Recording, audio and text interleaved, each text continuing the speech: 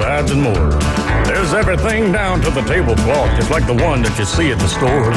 At a bridal shower, it's better than flowers. And a long-distance meeting, it'll pass the hours. It'll feed all the cousins at a family function. It's better than potluck at a church luncheon.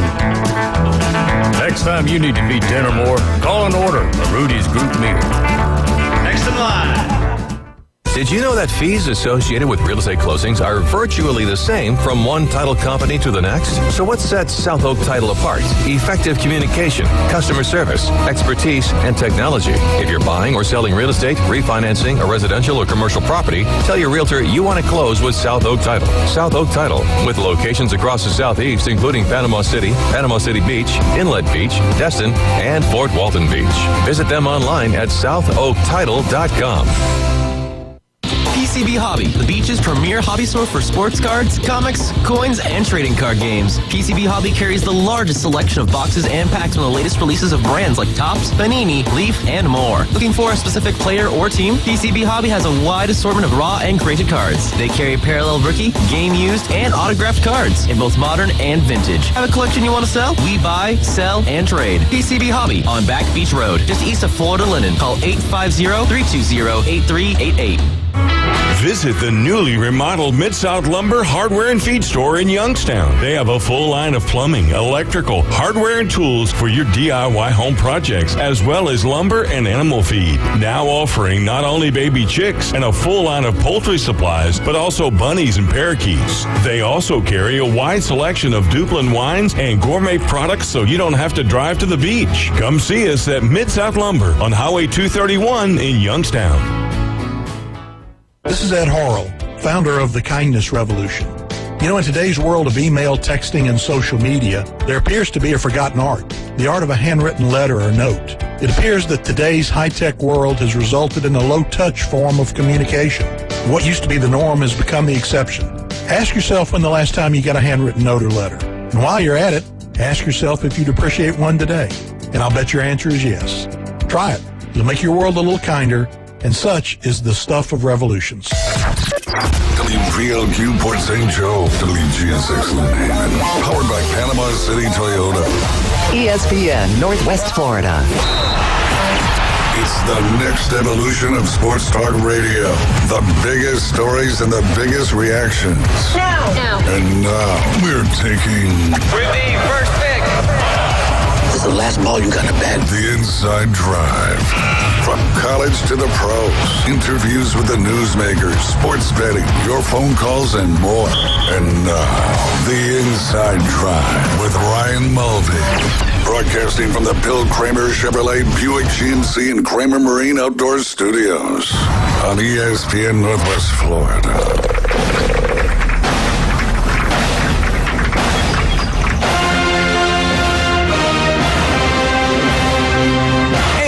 Good Thursday morning. You're listening to The Inside Drive live here on ESPN Northwest Florida. A little tomahawk chop to bring you in on this MLB opening day. I know the Padres and the Dodgers have already played, but it is officially opening day today. And unfortunately, our Atlanta Braves are not playing today, but they will be on tomorrow as a little weather had postponed them. But still, season is underway today, and we are excited. It's really the kickoff of spring when Major League Baseball gets underway. As your home of the Atlanta Braves here in the Florida Panhandle, we are as excited as you, that is for sure. But you can listen live and local on 104.3 in Panama City Beach, 101.9 in Port St. Joe along the beautiful Forgotten Coast. You can watch us on Facebook, YouTube, and X. Just search ESPN Northwest Florida. And as always, download that free mobile app so you can take us anywhere you go. And we'll talk a little bit about some of the awesome contests going on right now in ESPN Northwest Florida. Also, head over to our TikTok page. That's inside.drive. Find out some exclusive behind-the-scenes content, fun radio clips from our show, and I'm going to get a couple of those clips from Mr. Earl yesterday and get those out of there so the world could, we can share Mr. Earl with the world. Yes, he is certainly a blessing. But Jay, how are you doing today? Doing great, Ryan. Busy on the lesson tee? Busy. I'm bailing out at 12:20 today. That's okay. And, hey, that's all right. You know, got to let the dog out, all that good stuff, And, hey. I thought he was going to hit you with Who Let the Dogs Out. That's what I thought, too. What's the name of that band? Who Let the Dogs Out? The Baha Men. Yep. I knew you would know it. The wealth of knowledge. I know. We got to go to trivia. Yeah, no kidding. That would be fun. You can just sit there and watch. And no offense, Jay. No, I'll watch. Well, no, you can tell us, and then we'll know that that's definitely not the answer. But how many times are we like, ain't no way that's right, Jay? And That's we true. Google it, it's like, oh, all right, yeah, we'll shut up. That's like that. You watch The Office? A little bit. There was a one Office episode where they go to a trivia contest at a bar, and it's like Kevin and all the other guys that aren't like smart in the show that end up winning the trivia, and it's just epic. So yeah, I could see that happening. Jay just comes out of nowhere, like, back in 1972, there were X amount of people in this country. What is that country? And Jay'd be like, boom, Kazakhstan. I'd be like, all right. Back in my day. There you go. I think I've seen some some fandom of The Office saying that Kevin undercover is a genius. Yeah. So. Yep. Absolutely. But Jay, it's hard to believe we're talking about summer stuff already. But all the other local municipalities, you're seeing all the stuff. It's time to figure out what your kids are going to do during the summer when school is out. And you've officially launched your summer programs, right? I did yesterday. Yeah. Tell everybody a little bit about those as you're pulling it up. Can you read it on your phone that small? I mean, you're the one that created all these programs, so I figured you'd be the one to know it off your head. And if you need any help, just let me know. Hey, we're kicking off with a bang, June 4th through June 7th, 8:30 to 11:30. Ages, what ages? 11 through 14. Yeah. You got Party and Awards on June 7th from 11:30 to noon. There you go. June 11th through the 14th, we're going to go with the little kids, ages 7 to 10. That is from 9 a.m. to 11 a.m. We're only doing 2 hours this year. I've done it long enough to where 3 hours in that hot Florida sun is way too much. And 3 hours for a 7 to 10-year-old is a long time to pay attention, especially in the world of golf. There's no doubt about that. So I understand the importance of, you want to have it enough time where they're getting enough instruction, but there gets to a certain point where you go past an amount of time. It's kind of, you're not, there's no benefit then at that point. So. Right. So yeah, I'm just trying to learn what I've learned from the past. Yeah. And if you're not doing that, then you're not growing. That's right. June 18th through the 21st, 9 a.m. to 11 a.m., ages 7 to 10. And then we'll finish out summer camp July 9th through the 12th from 8:30 to 11:30 for ages 11 to 14. So there's 2 opportunities for 2 different age groups. You got 11 to 14 and ages 7 to 10. So you can, if you wanted to, if you had a 7, 8, 9, or 10-year-old, you can sign them up for one, or you can sign them up for both, and same thing with the 11 to 14. That's right. So basically, you've got ages 7 through 14 covered with 2 different options for any of those kids during the summer. Absolutely. And that's what summer camps are all about. I mean, it's something that you see it with football, you see it with STEM, you see it with all sorts of cool stuff, and for you to provide those opportunities out there at Bay Point is cool. Yep, that's for sure. And hopefully, I'll have Michael Shears here this summer if he doesn't turn PGA Tour pro by then. Let's hope he does. Let's hope he does. I know he's a great asset to your teaching team out there in these camps, but obviously the end goal there for him is to make it out there to the Korn Ferry Tour and progress into the PGA Tour. Would love to see him out there. He's a good dude, no doubt about that. But yes, poll question for today. You ready for this one? Yeah. It's very topical. Okay. It's not. I'm going to sports related again. All right. Since MLB, today's the opening day in MLB.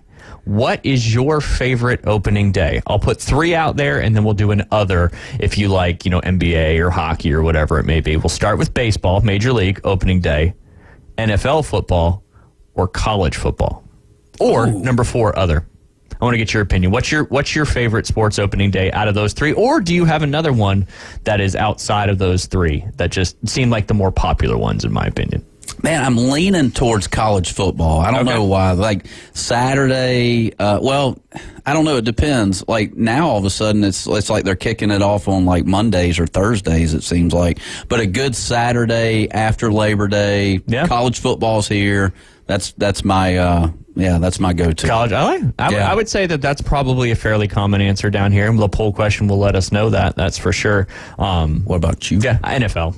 I just live and breathe NFL. For fantasy, for gambling, for fandom, all that stuff. That first weekend of NFL Sunday Football on Red Zone is just it's a special day. Yeah. But I'm not as big of a baseball fan. I've become more of a baseball fan in the last couple of years. But I just there's just so many games. But today is a national holiday.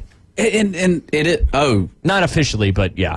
For MLB? Yeah, no, tomorrow is a national holiday. Good Friday. Indeed. Yes. Indeed. Just for you, Jay. International holiday. International. Or a universal Yes, holiday. universal. Perfect. There's no bounds. There you Good go. Friday. That is for sure. But I do like the this time of year, though. You got MLB kicking, first pitch, opening day. You got the Masters coming up in a couple weeks. We just had Sawgrass. Sweet 16. Sweet 16. Man, there's so much going Hockey, on. NBA, and playoffs are there's only about 10 games left in both of those, and the draft's coming up in less than a month. There's a lot going on. There is. The Lightning are playing some great hockey right now. It's all about playing good hockey down the stretch, and we're still not we're not completely out of it yet. We've won 4 out of our last 5 on the New Jersey Devils side, and like I said yesterday, Jake Allen he had 43 shots and he stopped 40 of them in the game the other night against the Toronto Maple Leaf. All right. Which I'm expecting you to wear your Maple Leaf shirt here pretty soon that Bill got you.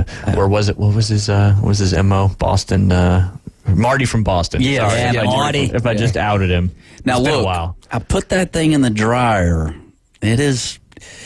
It's tight. Snug? It is very snug. I don't think it's a cotton shirt. It shouldn't have shrank. Maybe you Did it shrink or did you just get bigger? I may have gotten bigger. I don't know. There you go. Yeah. I like what Working you're doing out. today with the one collar out, one collar in. Perfect. Yeah. It's like a dog with their ears. One's up down and one's up. Yeah, that's I like it. It's a good style. A little chilly this morning. Like to keep it sideways at all times. Yeah, absolutely. Keep everybody on their toes. That's right. Yeah, got a little window pane pattern going on there. You've got the Braves jersey It happening. felt right. They're not playing today. I'll wear it again tomorrow, but it's opening day, so you gotta rock it out. You got number 10 on the back, Chipper Jones? Chipper Jones. Yes, got sir. this one in the hotel lobby up there at Truist Park last year. Nice. She was awesome. That lady was selling all sorts of cool stuff, and she was just so fun to talk to. Yeah. I love those folks. They're just wheeling and dealing, and it's Well, cool. this was like a kiosk inside of a... Well, the hotel we were staying at each morning, she was set up down in the lobby with all sorts of merchandise. Okay. Not only just Braves, but all sorts of stuff.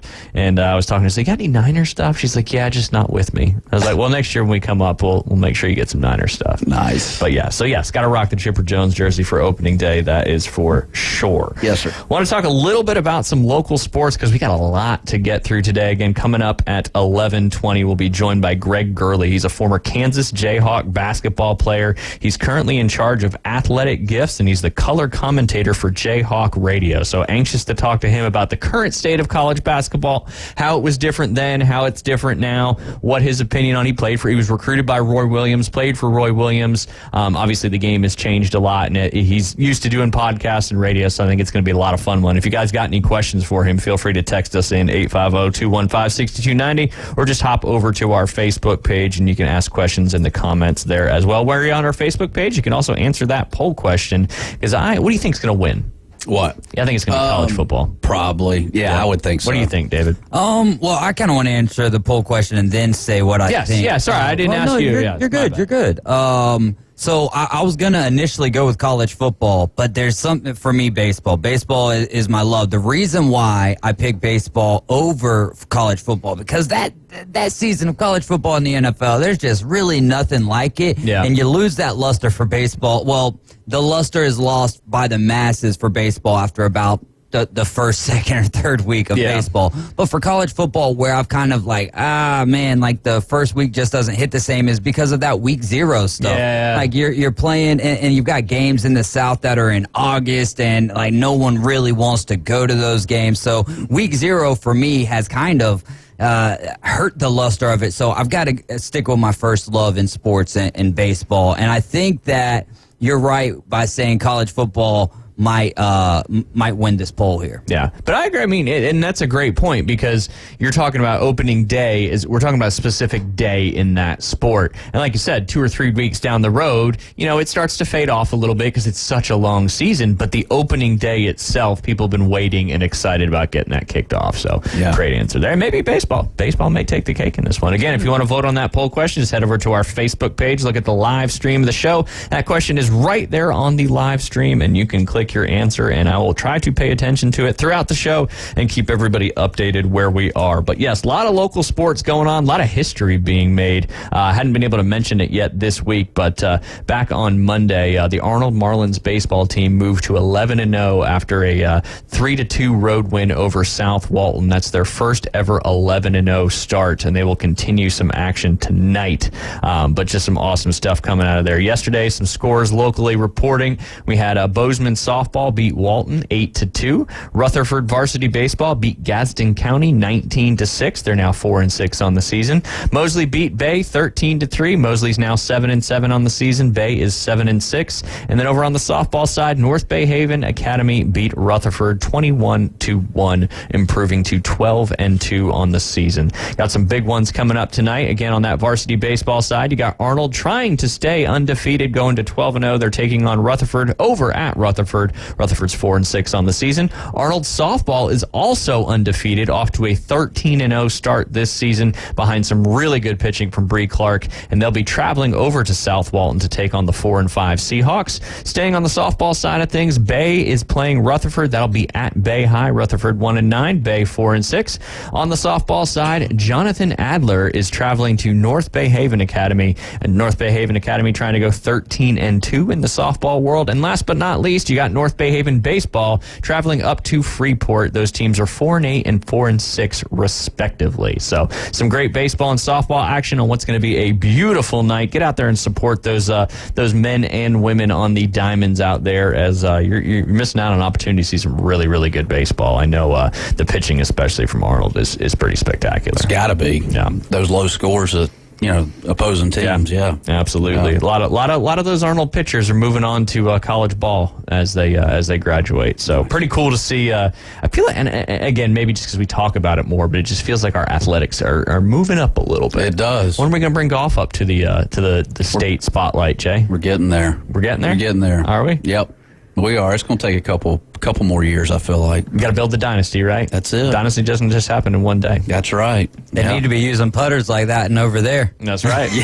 That'll teach you how to get the face square through that particular putting motion. Yeah. Staying on the golf side of things, I just wanted to get this in at some point today, but I don't know if you saw what Chris DeMarco came out and said yesterday, and I think he was half joking, half serious. So kind of want to get your thoughts on it, Jay, being the golf guru that you are. But the pros $2 million gripe has golf fans buzzing. You know Chris DeMarco, famous golfer. He's won many times on the PGA Tour, but famously lost to Tiger Woods in 2005 in the Masters, and then again to Woods in the Open Championship in 2006. He also lost into a playoff to Vijay Singh and never actually got over the hump to win a major. But DeMarco kind of changed his narrative in relation to what it was talking about with the LIV Tour.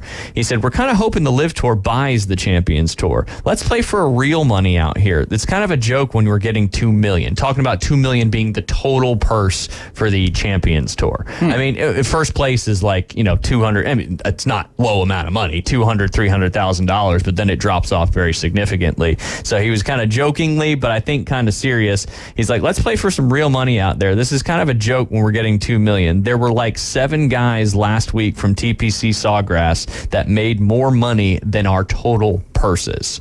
The comment might have been made in jest. You can decide for yourself in the video, but the comments were not well received at all online. The comments were picked up on social media, and DeMarco caught plenty of heat. DeMarco, a 3-time PGA Tour winner who now makes his living on the Champions Tour, is hoping the LIV completes a full takeover and boosts the circuit prizes. And like I said, he said what he said. What do you think? I didn't know he was active on. Is he? Oh, yeah. He's pretty active. Yeah, he's pretty active on there. I was watching the 05 Chris DeMarco Tiger Woods thing last night. And it's Masters season because at night now, the Golf Channel, Masters highlights, Masters highlights, Masters highlights. Yeah. I could watch Masters highlights. DeMarco gave that playoff away. He did. He choked. Yeah, There's no doubt about it. But a lot of people choked when it was having to do with Tiger Woods. Oh, yeah. I mean, he was thrilled just to be in a playoff with Tiger back in the day. Yeah, I beat him. Remember when Kenny Perry lost? Or who did he lose to? Adam Scott. I don't know, but Kenny was up in age. Kenny was up in age. The visor. Yeah. His swing with that little hitch. Right. He got it square, though. He did. To go back to that, it was just a jokingly comment, it sounded like, but... Is it, though? I don't know. What do you think? Do you think that... Let me ask you this. Do you think that would be good or bad for golf? Bad. Why?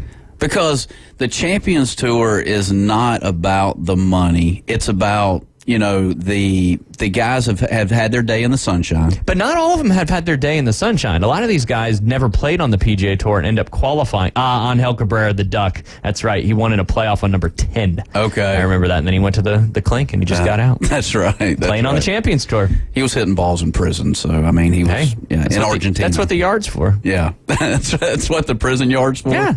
Instead of basketball hoops? If you can play in the prison yard in golf, you can play on a real golf course. Right. That's true. Yeah, get back to and I was only saying there's a lot of guys on the Champions Tour that never played on the PGA Tour and were able to qualify through the Champions Tour qualifying. But I feel like there's more of those guys that have had their day in the sunshine than there are of the ones that, because I've heard it's very difficult as a 50-year-old who's never been in the PGA to just hop into the Champions Tour. Yeah. They make it hard. It's a click to a certain degree. I've had the opportunity to play in a couple pro-ams on the Champions Tour, and sitting around listening and talking to the guys. It's funny, the senior tour too. The guys that aren't families, and they're basically just journeymen going around from place to place playing golf and kind of partying a bunch. Yeah.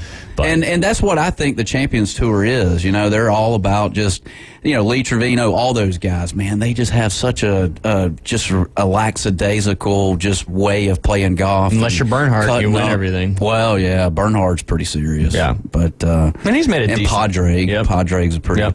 But as you see more of the older guys on the PGA Tour potentially transitioning to the Champions Tour with some boosted purses and some more, skin in the game, so to speak, do you think that would increase the fields and the participation and maybe make the Champions Tour more relevant? It could. Yeah, it very well could. I would love to see Tiger Woods play in some of these, but it's not going to play on the Champions Tour. I know. He'll quit golf before he plays the Champions Tour. That's just my opinion. He may prove me wrong. I never thought he'd win a major again, and obviously that happened back in 19.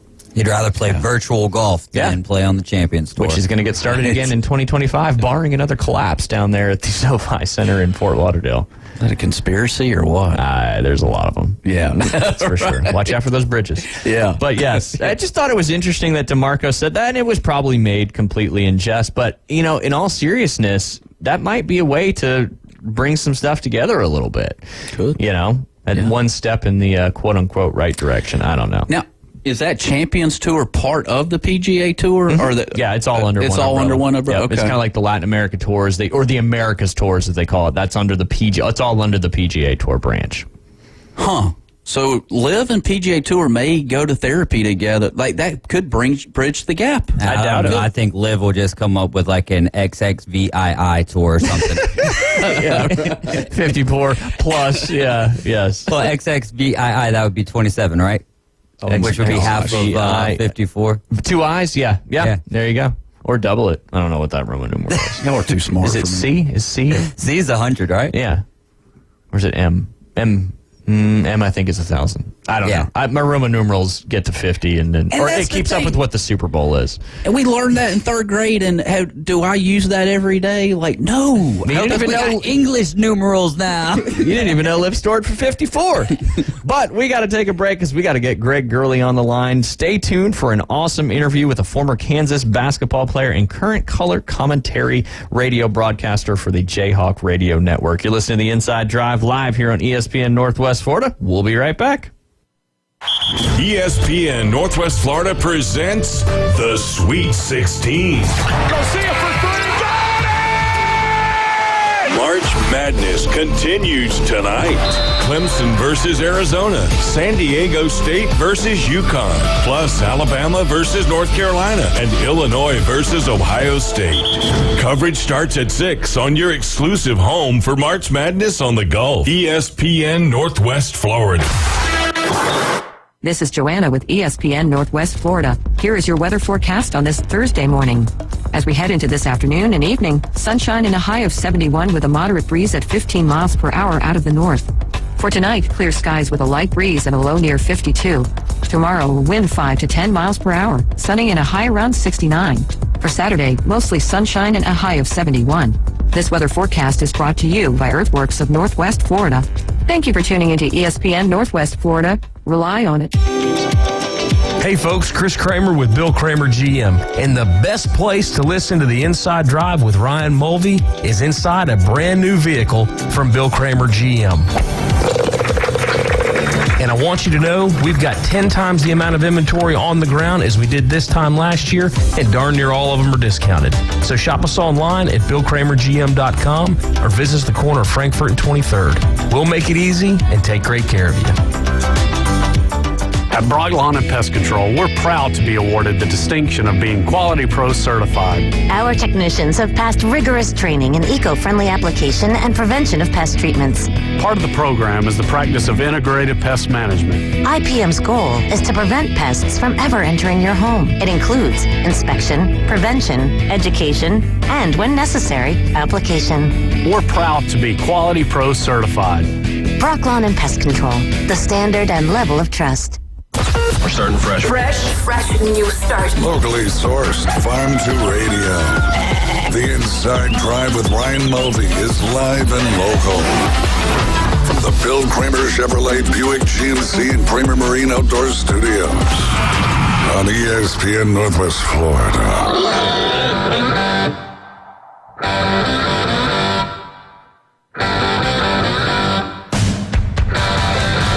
And welcome back. You're listening to the Inside Drive live here on ESPN Northwest Florida on this beautiful opening day for Major League Baseball.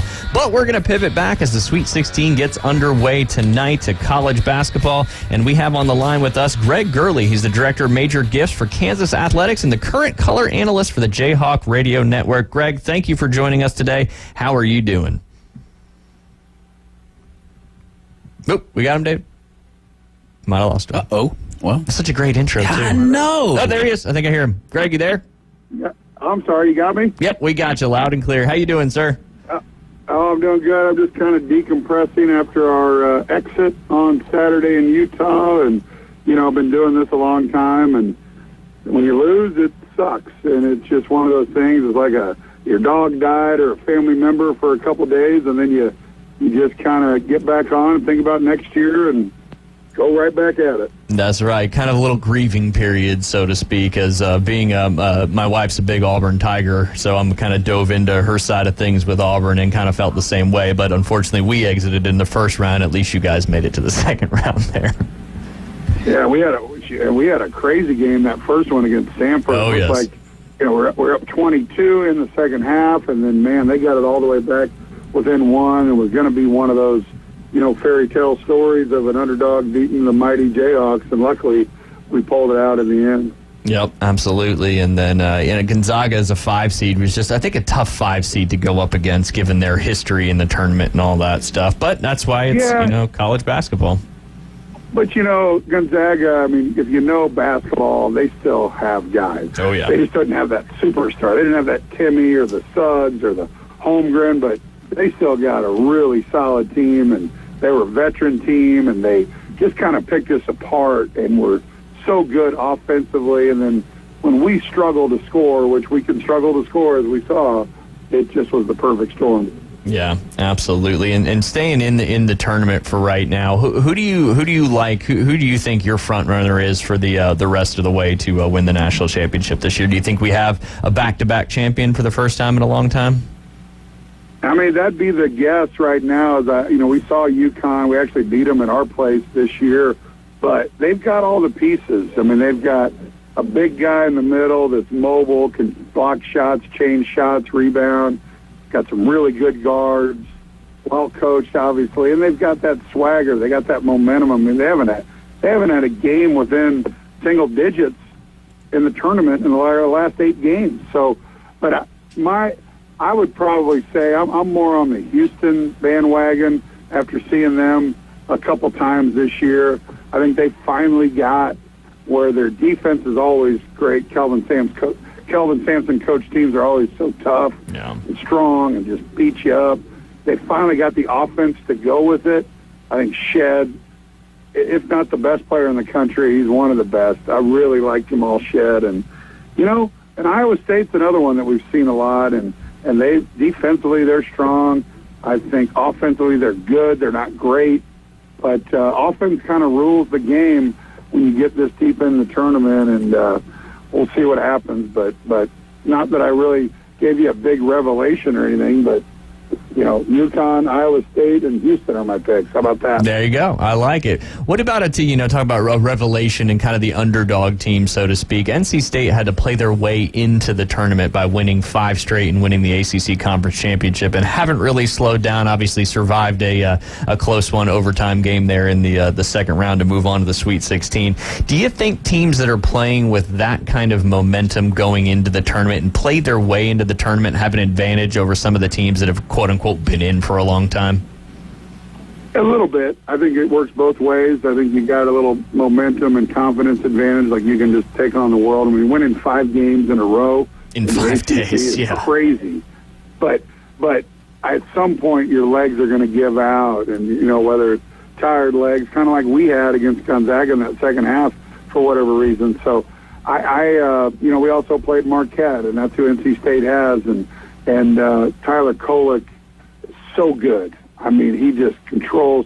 There's a much different team when they have Tyler Kolek playing, and I just don't know if NC State can keep it up for this long. And then the other one, we haven't even talked about Purdue. Yeah, I'm not sold on Purdue. Obviously, Zach Edey's going to be the player of the year, but I just don't think they have the guard play to do it.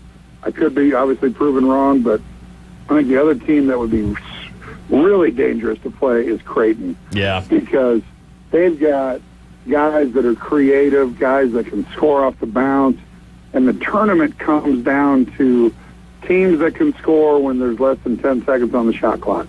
And they've got 3, maybe 4 of those guys, plus their big guy is a great defender. And, in 2022 when we won the national title, we were very fortunate because Kalkbrenner got hurt like in the final 2 minutes of the game before they played us and didn't play in that game. And they're a tough out. And I think if I had to pick a dark horse, if they are a dark horse, I would go with Creighton. Yeah, I think according to the Vegas odds, they're at least plus 2,000. So definitely consider with the 16 teams remaining more on that dark horse side of things. I want to pivot back to your kind of beginning there with KU. And obviously you were recruited by Roy Williams and played in the early 90s and part of the 1993 Final Four team. Can you tell us a little bit for our listeners, kind of that experience of being recruited and then coming to Kansas and just how cool of an experience that was for you? Yeah, I'm a kid from Kansas City, 40 minutes down the road from Lawrence. My parents both went to Central Missouri State, so I didn't grow up a KU fan.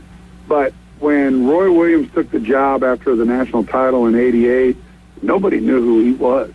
I mean, he's an assistant from North Carolina, not really a name guy. There was no internet, so you didn't really know assistant coaches from other schools. So it was kind of random, but his third year at Kansas, he's got Kansas playing in the national title game.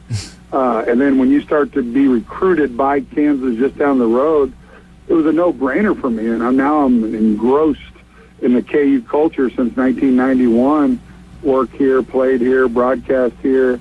The community and the brotherhood of Kansas basketball is unique. There's only 2 or 3 like us. You look at a Duke or a Carolina or a Kentucky. And so being a part of that, I thought about when I was coming to make my decision, like, I'm from Kansas City. I'm probably going to live in Kansas City. I knew I wasn't an NBA player. Just, hey, go to Kansas, and you're going to be set for life just with relationships and business opportunities. And unlike most 18-year-old kids, I was actually right. I mean, it's been a lifelong job for me. And I love my job.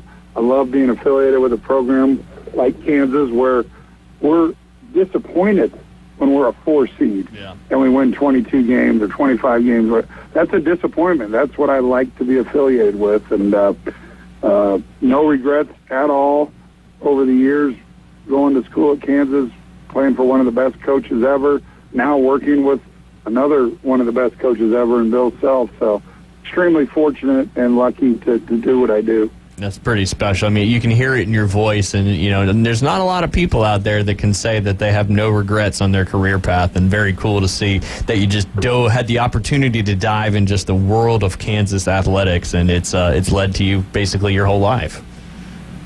Exactly, and obviously could make more money doing something else. I mean, we're state employees. You don't own anything, but I still put so much value in waking up every day and looking forward to the challenges of building a building or renovating Allen Fieldhouse or getting KU people to give money to do certain projects.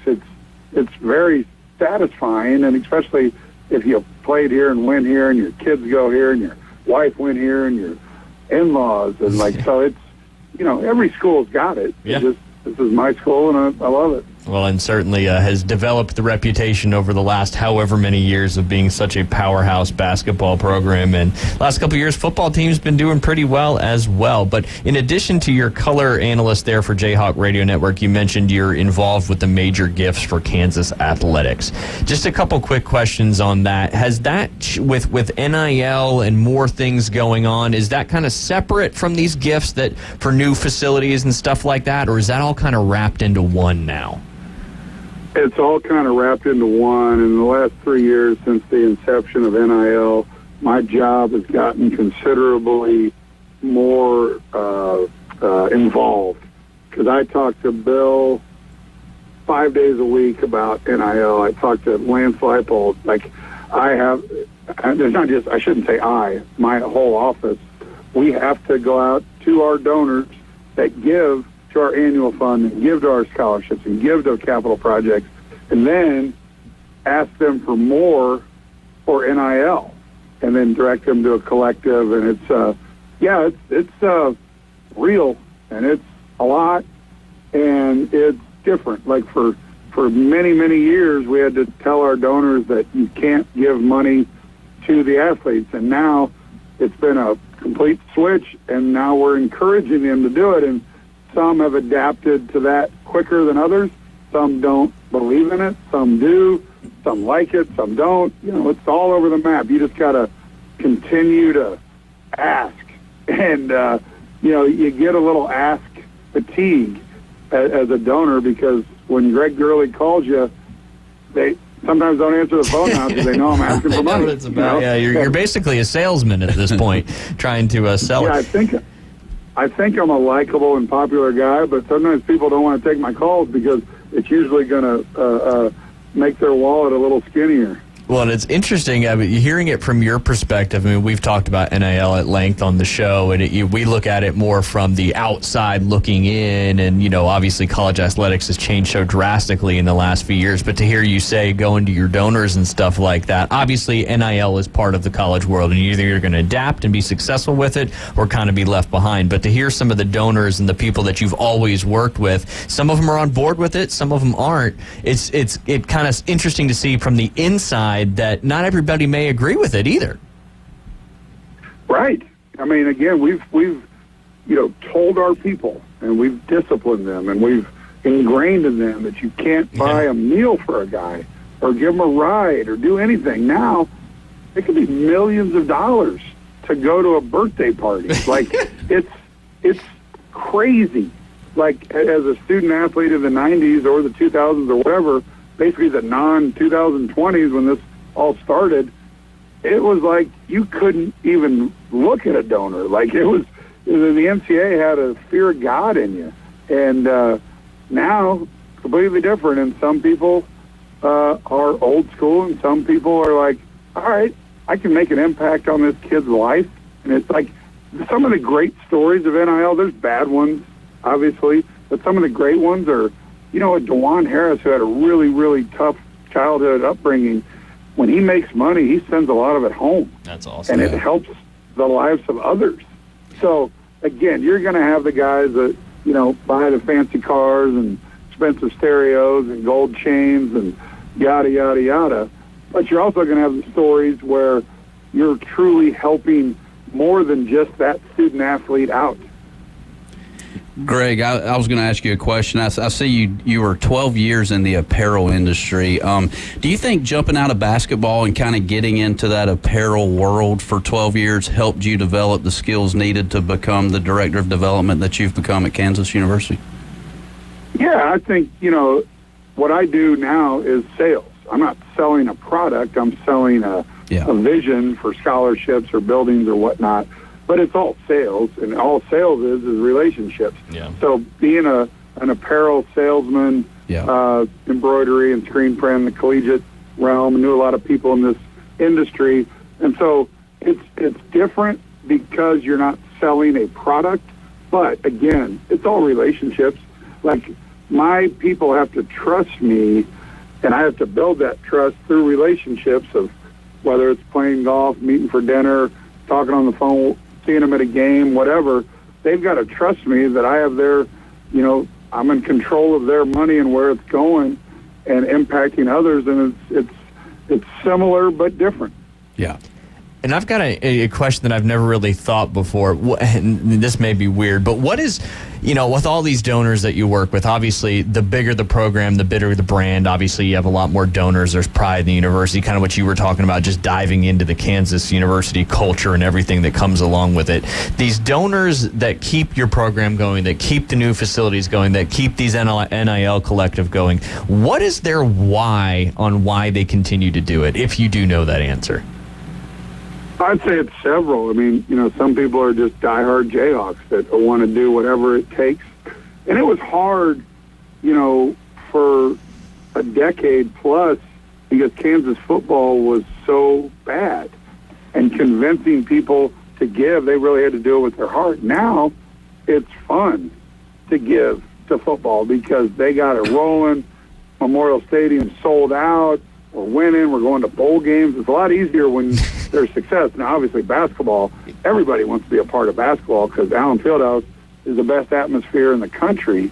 And so now that we have football and basketball, we've got an opportunity to really hit some home runs with buildings and how we want to move forward with facilities and whatnot. The why is that they love this place.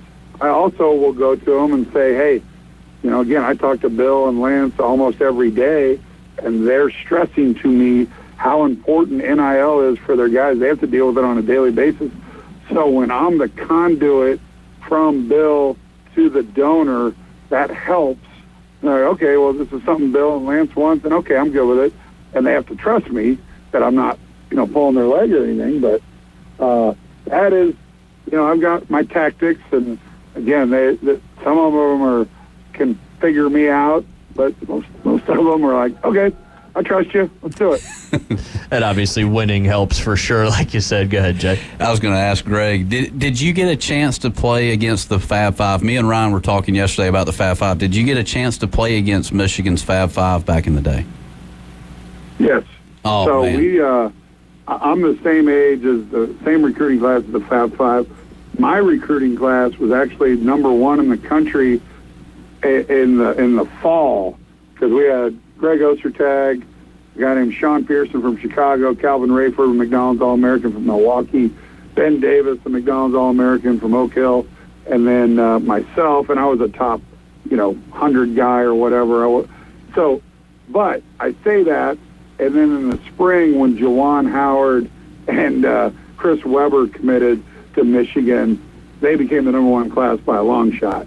So growing up, playing against those guys in AAU tournaments, there used to be a thing called the Nike ABCD camp in Princeton, New Jersey, and it was like the top 100 guys, and I got to watch Jalen and Chris and Juwan go up against Glenn Robinson and Jason Kidd and all these guys. And then we played the Fab Five in Hawaii my sophomore year and saw it up close. So, I mean, they transcended. I mean, they were iconic, unique. They changed the way we dressed. They changed everything. And nowadays, have there been better recruiting classes? Probably, because Juwan Howard, Chris, and Jalen were McDonald's All-Americans. Jimmy King was right there, and Ray Jackson was a good player, but not highly touted. So, Duke's probably had better recruiting classes than that. But I think the whole all-encompassing of the Fab Five changed so many things at that time that it was just, you either loved them or you hated them. There was no in between, but you still got to respect them. How much trash talking was involved when you played up against those guys? Because they did talk a lot of trash, didn't they? No, you're asking a guy like me that didn't play a lot. So I got you. I don't really remember a lot of trash talking, and part of that was because Roy Williams was big on keeping your mouth shut, not smiling, eye contact. And so, like, if Rex Walters or Adonis, maybe a little bit, but I don't really remember that being a thing when we played them. I got you. Good question. One more question before we got to let you go, Greg. What, at your time at Kansas, from a player to all the way through now, what has been the most fun for you up there?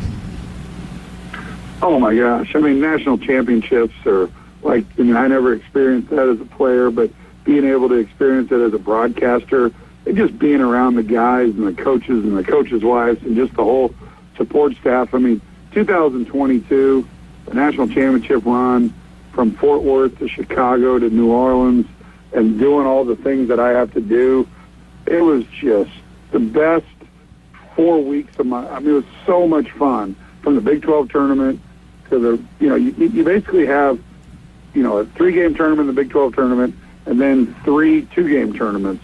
You go home on a Sunday, you do some laundry, you're back on a plane on a Tuesday for 4 or 5 days, then repeat, and then repeat. Like, it's just fun. The unknown, the atmospheres that you're in, it's just, you can't even really describe it. It's so much fun to be with your people in a city where you kind of have to have a tight huddle. It's not really on the road. It's neutral sites. It's just, and then that night from midnight to 6, the party that we had with our players, our former players, our coaches was so much fun. Everybody just loves each other. You're drinking, smoking, joking, having a blast. And some of the best pictures I have on my phone are from that night. And then sleeping for about an hour and doing a radio hit back home with no voice, hungover, was my wife sitting next to me in bed like, you sound awful, and you're going on live radio. And I was like, oh, thanks for the encouragement. That's fantastic. But it was just little things like that will be lifelong memories. Yeah, absolutely. That is pretty darn special, and not a lot of people get to experience that, that's for sure. So you certainly painted a picture that gave us all smiles here in the studio. Greg, we appreciate your time and joining us. Hopefully maybe we can do it again some other time soon, and I'll ask you a little bit more about Chris next time. But appreciate your time and continued luck with all your adventures out there in Kansas and how well your programs are doing.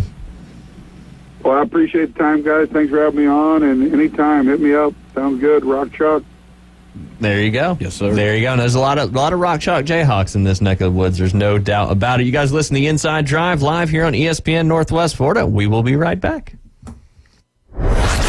ESPN Northwest Florida presents the Race to Talladega. Win a pair of tickets to the Geico 500. Join Coach Hale mornings at 7:15 and 8:15 for the keyword of the day. When you hear it, text the keyword and your racing name to 850-215-6290. Then listen at 12:15 and 5:15. If we announce your name, race to the phones and call us back at the same number. How long it takes you to call is your qualifying time. The top qualifying time each week will win a pair of tickets to the Geico 500 Sunday, April 21st at Talladega Superspeedway. And the fastest qualifying time also wins passes to the incredible Talladega Garage Experience. Plus, your prize package may include tickets for Saturday's racing doubleheader. It's the Race to Talladega from PCB Hobby, Pepsi, Panama City, Toyota, and your racing station. ESPN Northwest Florida. Hi folks, I'm Tracy from Tracy's Fine Jewelry. Shopping for the perfect diamond can be difficult, but that's why I've trained my staff to offer you a stress-free diamond experience. Me and my I Do crew have 50 years experience, and we have more certified diamonds in stock at the best prices in town. So if you're tired of high-pressure salespeople, come see me, your diamond girl, and my I Do crew at Tracy's Fine Jewelry, because we don't work on commissions. We work for smiles and I Do's. Visit the newly remodeled Mid-South Lumber Hardware and Feed Store in Youngstown. They have a full line of plumbing, electrical, hardware, and tools for your DIY home projects, as well as lumber and animal feed. Now offering not only baby chicks and a full line of poultry supplies, but also bunnies and parakeets. They also carry a wide selection of Duplin wines and gourmet products so you don't have to drive to the beach. Come see us at Mid-South Lumber on Highway 231 in Youngstown.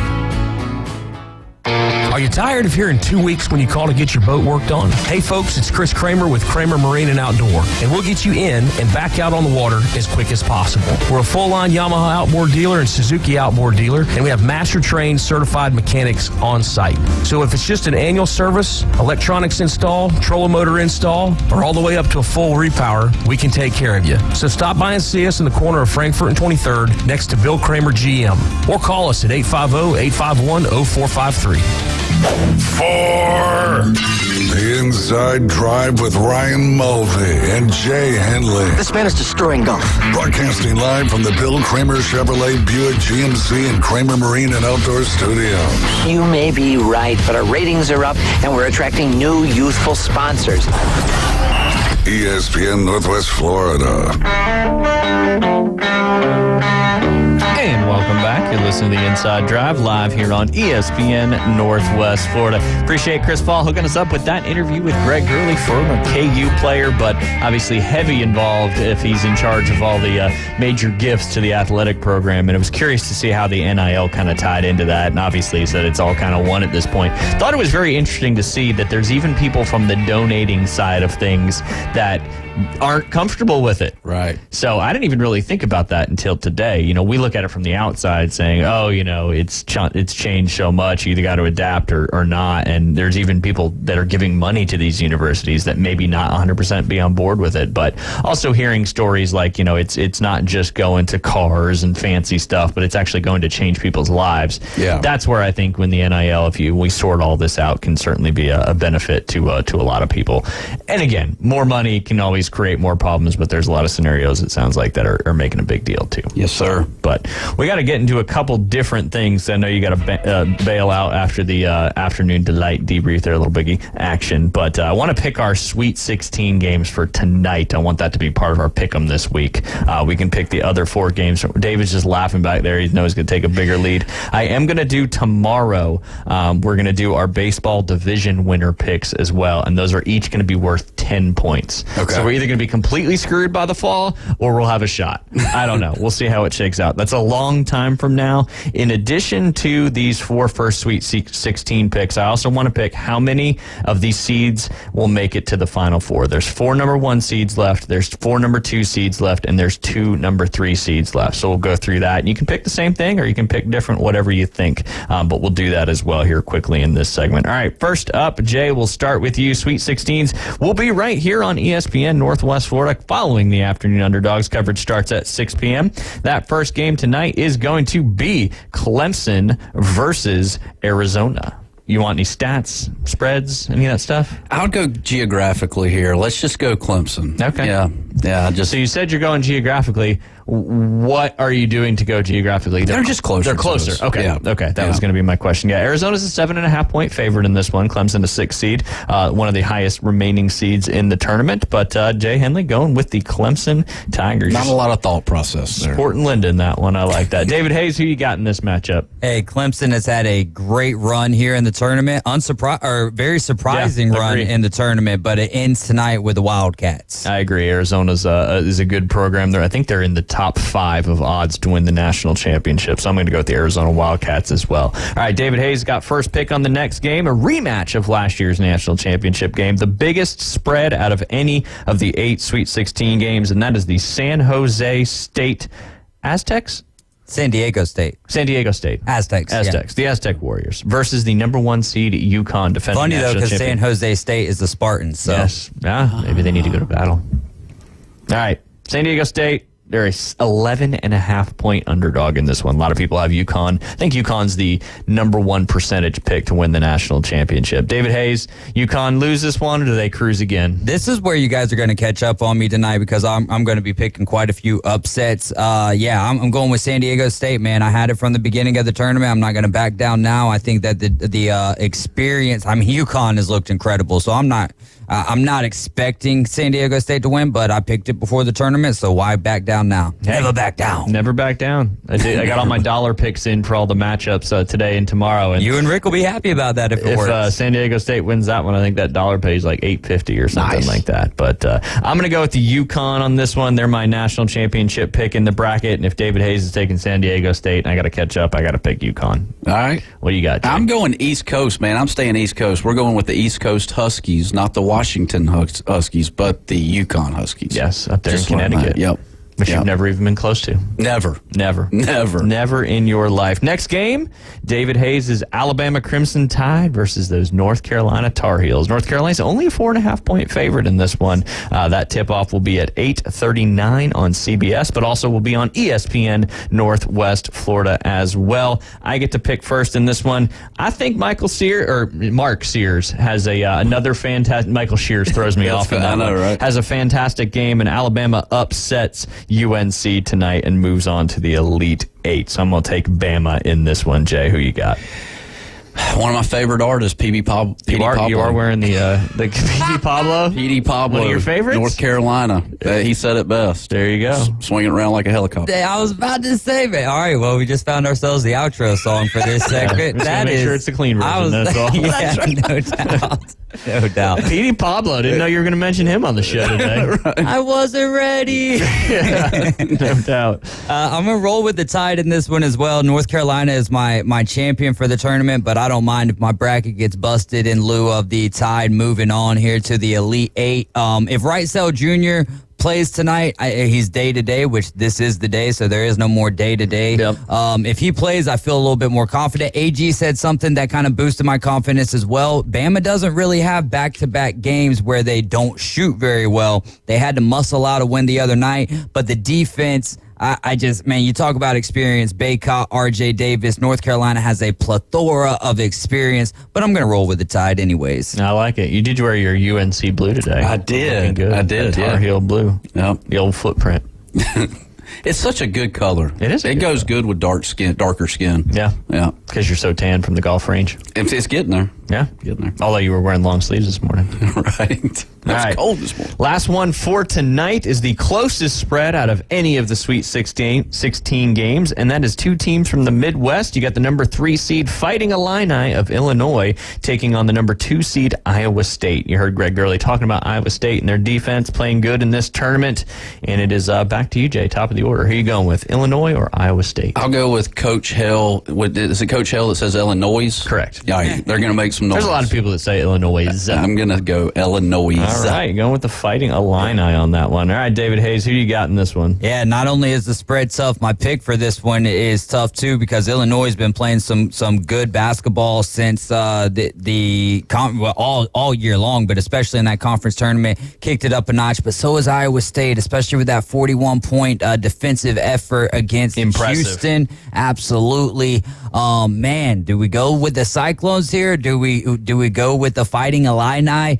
I'm going to go with Iowa State in this one. Like 1.5-point favorite. I'm just going to roll with that. This is one that honestly I could flip a coin and live with that pick. Yeah, absolutely. It basically is that a 1.5-point spread in basketball might as well be a straight up pick 'em. That's for sure. I don't know if you saw Brock Purdy giving the post game speech to the Iowa State ladies teams after their disappointing loss there, but saw a little bit more of the personality of Brock Purdy that we haven't really seen as much, out on the football field. But I thought that was pretty cool. But I'm going to go. I've once Auburn lost, I kind of dove into one of my good friends, Ian. He's a huge Illinois fan, and I've been kind of rooting for Illinois, and I'm going to hope they're going to win this game as well. So I'll go with the Fighting Illini on this one. All right, Jay, we got 2 minutes left. We got to pick how many seeds make it, 1, 2, and 3. There's 4 left in 1, 4 left in 2, and only 2 left in 3. You get to pick first. Again, how many total number 1 seeds? This isn't the Elite 8 are going to make it to the Final 4. So 2 more victories. 2, okay. So number 1 seed, I'll cut that in half. I'll go 2. Okay. I'll cut the other 2 seed into half. I'll go 2. Okay. And let's go 1 with the number 3. Okay. Yep. Strategery there. Just 2, cut it in half, cut it in half, cut it in half. Yep. All right. David Hayes, what do you like in these 3? I will go with 1 number 1 seed. Okay. That would be Purdue. With the 2 seeds, I'll go. Man, this is tough without seeing the bracket. It's got to just. Hey, your number 3 seeds are Illinois and Creighton. Yes. Man, I'll go with no number 3 seeds. Okay. And with 2 seeds, what you got? Marquette. You got Marquette. You got Tennessee, and you've got. Let me go back to today. Arizona and Iowa State. I'll say 2. Okay. I like it. So you got 1, 2, and 0. So make sure I got that correct. 1 number 1 seed, 2 number 2 seeds, and 0 number 3 seeds. All right, I'm going to go with 2 number 3 seeds, as I think both Illinois and Creighton are going to win their 2 games. And then I'm going to go with 3 number 1 seeds there and 0 number 2 seeds, because that would be a contradictory pick against the 2 picks that I won, because they are playing against number 2 seeds. Like it. So there you go. And we'll see how that actually, have, because this weekend we'll be done with the Elite 8. Come Sunday night, go into the Final Four next weekend. So come Monday, we'll know what the answer to all those picks are. Come Monday. We're going to mix up the afternoon delight a little bit yesterday. I kind of had an idea in my head yesterday that I ran by you guys, so I'm hoping to get some listeners involved in that one. But obviously not going to be sports related, but an interesting afternoon delight topic coming up. You guys are listening to the Inside Drive live here on ESPN Northwest Florida. We'll be right back.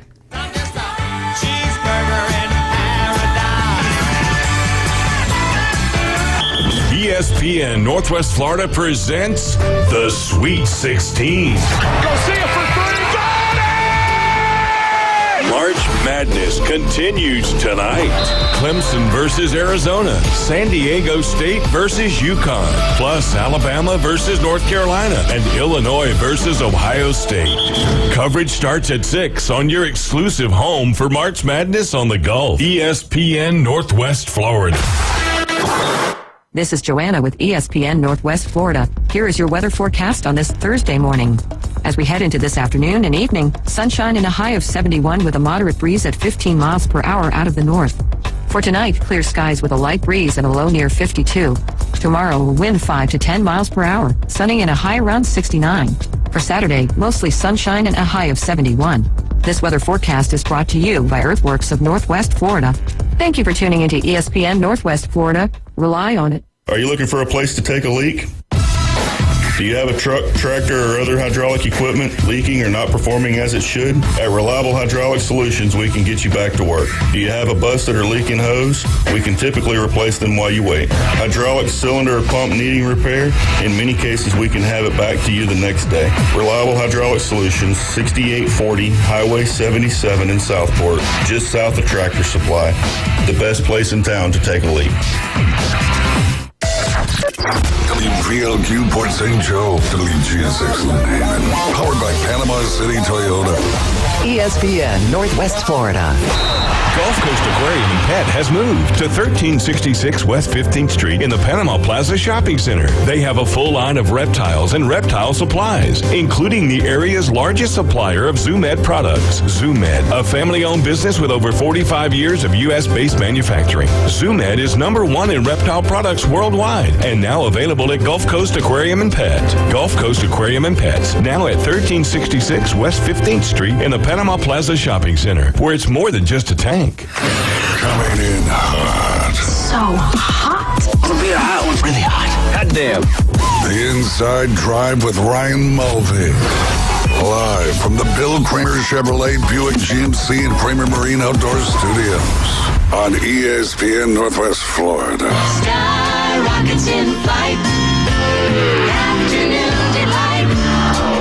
Welcome back. You're listening to the Inside Drive live here on ESPN Northwest Florida. It is the afternoon, and that means only one thing. It is time for some ADD. But first, got to talk about our wonderful studio sponsor, and that's Bill Kramer GM and Kramer Marine and Outdoor. Weather's nice again, Jay. I think it's almost in the 70s at this point. Inland, it's going up to the 80s. On the coast, upper 70s. And that means one thing. What's that mean? Everybody's going to be out in their boats. Correct. Yes. And if you need a new boat, or you need to get boats back out on the water, where are you going to go? You're going to go to Kramer Marine and Outdoor. Absolutely. I just saw on their Facebook page this morning, they picked up a boat from a customer's house, brought it back to the dealership, got it fixed up, brought it back to the house so they could get back out on the water. Any of those services you may need right there at the corner of Frankfurt and 23rd Street. Lots of new vehicles in stock at the dealership as well. It's $20,000 off select trucks. Service department is rocking and rolling. They'll get your car back out there as well. If you need a trailer, truck, and a boat all in one place, right there at the corner of Frankfurt and 23rd Street. Did you know on this day, the famous shot happened? Christian Laettner. A lot of people hate that name, unless you're a Duke fan. Pretty much everybody that's not a Duke fan hates the name Christian Laettner. Right. What happened with that? March 28th, 1992. 32 years ago. And they won the Final Four. They advanced to the Final Four. It was in the regional final, the Elite Eight, as we call it now. But with 2.1 seconds remaining in overtime, you remember Laettner gets the ball kind of right at the top of the foul line, hits a turnaround jumper, and they were down 103-102 at that point and made that shot as time expired to beat that at that time defending national champion Duke to move on to the Final Four. Ooh. So one of the most famous shots out there in college basketball history, no doubt. Right. But again, if you're a Duke fan, you love it. And if you're anything but a Duke fan, you probably hate it if you're a college basketball fan. So I just want to mention that one. Hard to believe, 32 years ago today, 2024. Man. That's some wild stuff. That's some wild stuff. He's got his Duke on. You've got your North Carolina on. Please don't do me like that. I mean, you're the one that wore the color. So right there, the Tobacco Road rivalry. That's what it's called. It's what it's called. That sounds right. I might have not got the exact phrase right, but it has something to do with Tobacco Road. That's Tobacco Road's North Carolina. Yeah. It's Tar Heels, but they might call it. But isn't that the road that like connects them or something like that?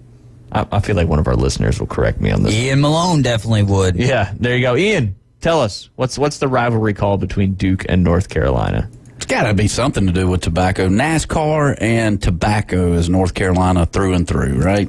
Yeah. Wake Forest and Duke is Tobacco Road rivalry. But the same can be said about North Carolina State as well. Man, how long is this Tobacco Road? I don't know how much I'm going to believe Wikipedia on this. Yeah, Wikipedia is open to people putting their own stuff in there. It's called backer in the South. Backer. Is it? Yep. Backer. There you go. Marlboro Reds and race car driving. That's right. Goes hand in hand. It looks like it connects Wake Forest, North Carolina, Duke, and North Carolina State. Holy Hannah, how big is Tobacco Road? Hey, this is perfect for Jay. It lies, North Carolina, Duke, and North Carolina State lie in the Research Triangle. There you go. Yeah, because all the medical and smart schools that they are. Makes sense. Yeah. We'll send you up there, and then you can report back. Okay. See what you learned. What am I going to do, like a research paper? I don't know. You'll be in the Research Triangle. You'll figure it out. It'll come to you. It'll come to you. Anyway, I wanted to mix it up a little bit today with the Afternoon Delight debrief and see if we can get a couple calls again. Our number is 850-215-6290. Typically during this segment, we try to find crazy stories from Florida or various places or parts across the world and read them on to you from the air. But last night I was kind of thinking about something, and I don't even know why. I think it was probably a television program we were watching. Television program. That sounded old, didn't it?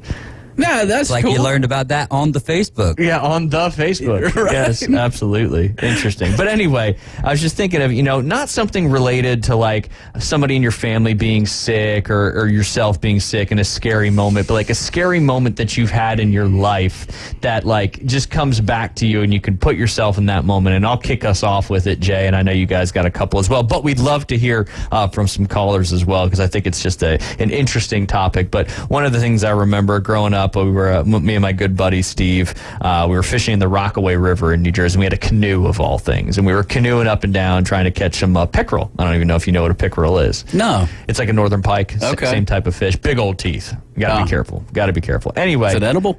It can be. Okay. Yeah, we never did, but I probably wouldn't. But you can. It's typically a northern fish. You see a lot too in like the Michigan area and the Great Lakes. Anyway, we stopped underneath a railroad bridge, a pretty big railroad bridge, and we got out of the canoe from the shore and we're fishing. And just a few minutes later, we had no idea, but a freight train decided to come across that bridge. And I never had experienced a train going at full speed across a bridge that you were underneath before. So didn't really know what to expect, but as that train was going across that bridge, I've never felt more like sound and feeling inside my body, and it was absolutely terrifying. And we ran up the hill and basically stood next to the train going by because it was a lot less like just intense up there than it was down. And I just remember being like, this is absolutely terrifying. So that was one of the stories that came to my mind when we were talking about that. And you've got to have some. Well, no, go stand at the fence at Talladega, and that's literally a freight train coming at you at 190 miles an hour. Literally, I've never felt anything like go through my entire body like I did in that experience. Yeah, when you're standing on pit road, it's so true, man. It feels like like they're driving through you at that point. That's a good point, Jay. I can only imagine that story from your perspective, Ryan. Well, I probably would have done the same thing. We were probably like 10, 11 years old, something like that, maybe a little bit older, and we never had experienced it before, and you just don't expect a train to come right at that moment. Right. It was just a big old long freight train, and just everything was shaking under. It was intense. When that tornado come through back in January, did you get that same feeling? To a certain degree, absolutely. Okay. To a certain degree, but not as intense as that, no doubt about that. And you knew nothing was going to happen, but your senses were just so heightened at that point. Your spidey senses were tingling. It was just wild. Absolutely. It was wild. That's crazy. But man. That's so cool. You got one? Well, all right, so the family decides to go to High Falls State Park in Georgia many years ago. I was probably 16. My cousin was 8. My other cousin was 11. And so I had to look this up because I wanted to make sure this was a true story. So High Falls State Park has a waterfall, and it is 135 feet to the base. Whew. I said 120 feet 13 last night. stories. Yeah, 13 stories. So we're all swimming, and I have no idea why our parents decided. Different times. Yeah, it's different times. But, we're swimming at the top of the falls. Well, all of a sudden, my 8-year-old cousin at the time decides that, he's going to get sucked into the falls. So do you ever see those pools where you're, the water's coming and you're swimming, right? You're not moving. And you're not moving. Yep. Well, he's doing the same thing. And then my girl cousin's over there going, swim harder, swim harder. And then my brother's like, come on, you can do it. You can do Nobody it. taking any action. Swim. Nobody taking any action. Right. No, nobody. So then I decide I'm not even a swimmer by any means, but I decide you got to do something here. You can't just sit there. And I jump in, and I end up bringing him back in, and man, it was the most terrifying moment of my life. Just a few feet from going over 13 stories. Yes. Oof. Yes. That is scary. So anyways, it was crazy. But 135 feet is what it's showing right here. It's where the Talladega River, I guess, basically joins up with Lake Jackson, maybe. I don't know. Yeah, Talladega River. There you go. It's crazy. Good night, man. Getting chills thinking about How was the current? What? Was there a strong current in the water? Oh, yeah. Oh, yeah. I mean, if I didn't go get him, he was going to take that tumble. Yeah. He was. But man. I'm just thinking of my girl cousin. Come on, swim harder. Well, you can only swim so hard for so long, and the second you stop going, you're gone. I know. You only had moments to react, and I'm proud of you for doing it. Thank you. It was scary. It sounds scary. Yeah. Ooh-wee. Well, I don't think I'm touching that story by any stretch of the imagination. So I got one that's, two that are pretty crazy. I'll start with the first one, and then we can keep on going around, and y'all can call in 850-215-6290. Give us some crazy stories. Caveman Rick wrote one on the Facebook page that I'll read here in a moment. Oh, as well. Yeah, good stuff. So the first one I'll start with, I was 15 years old. We had a little a GoPed. I don't know if you know what that is, but it's a scooter that is gas powered, and this particular GoPed had no brakes on it, but it didn't matter, we had a lot of fun little motorized things down there in St. Pete, one of those being a 3-wheeler. That story didn't happen to me, but we'll talk about that one. That one also didn't have brakes. But so I'm riding the GoPed.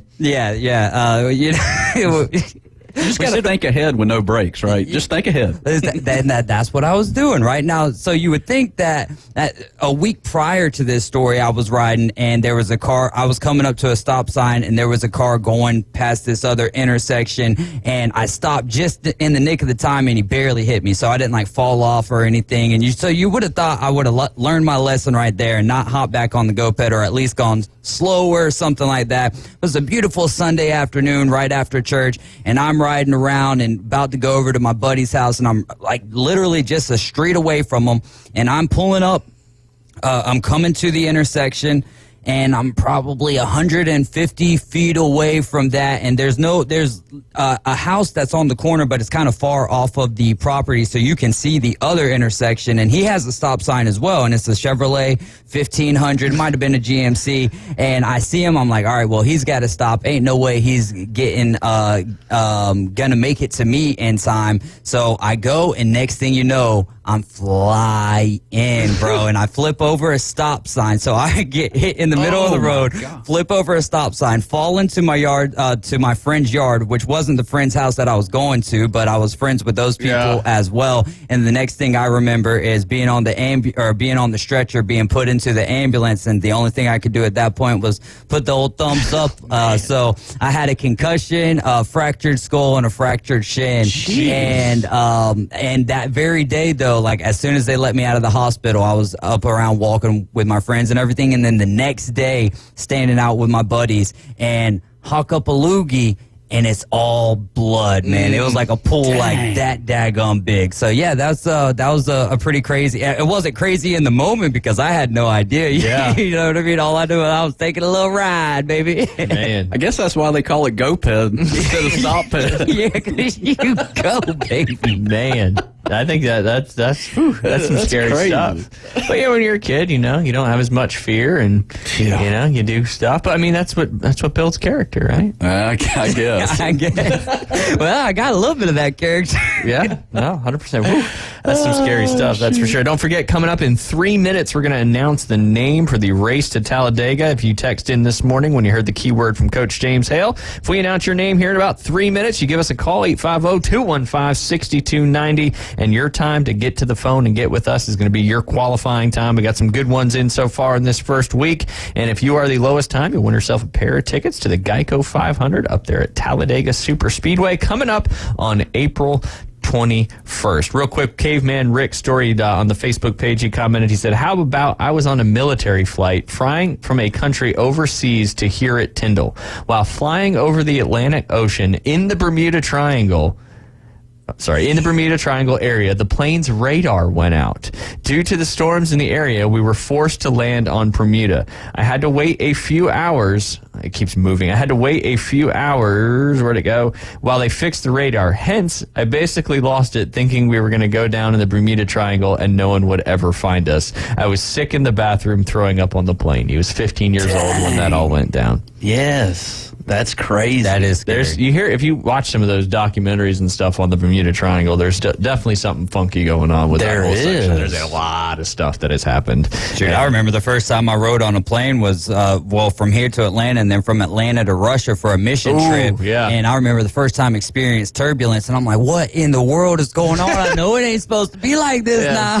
Yes, absolutely. Hopefully it wasn't on a Boeing plane, but yeah, that's some scary stuff there for Caveman Rick, especially, you know, with the Bermuda Triangle and all the things that your mind will start spinning and all that good stuff. But isn't that crazy? Bermuda sits way out there in the Atlantic, just that one little speck by itself. I mean, it's just right by itself. It's weird. That's it. Yeah. Very susceptible to a lot of things. Yeah. Oh yeah. Absolutely. Geomagnetic things and all that fun stuff. You never know. You never know, indeed. Tectonic plates, all that good stuff. Might as well do it, David Hayes. It's 14. We're going to let it ride and see who we got.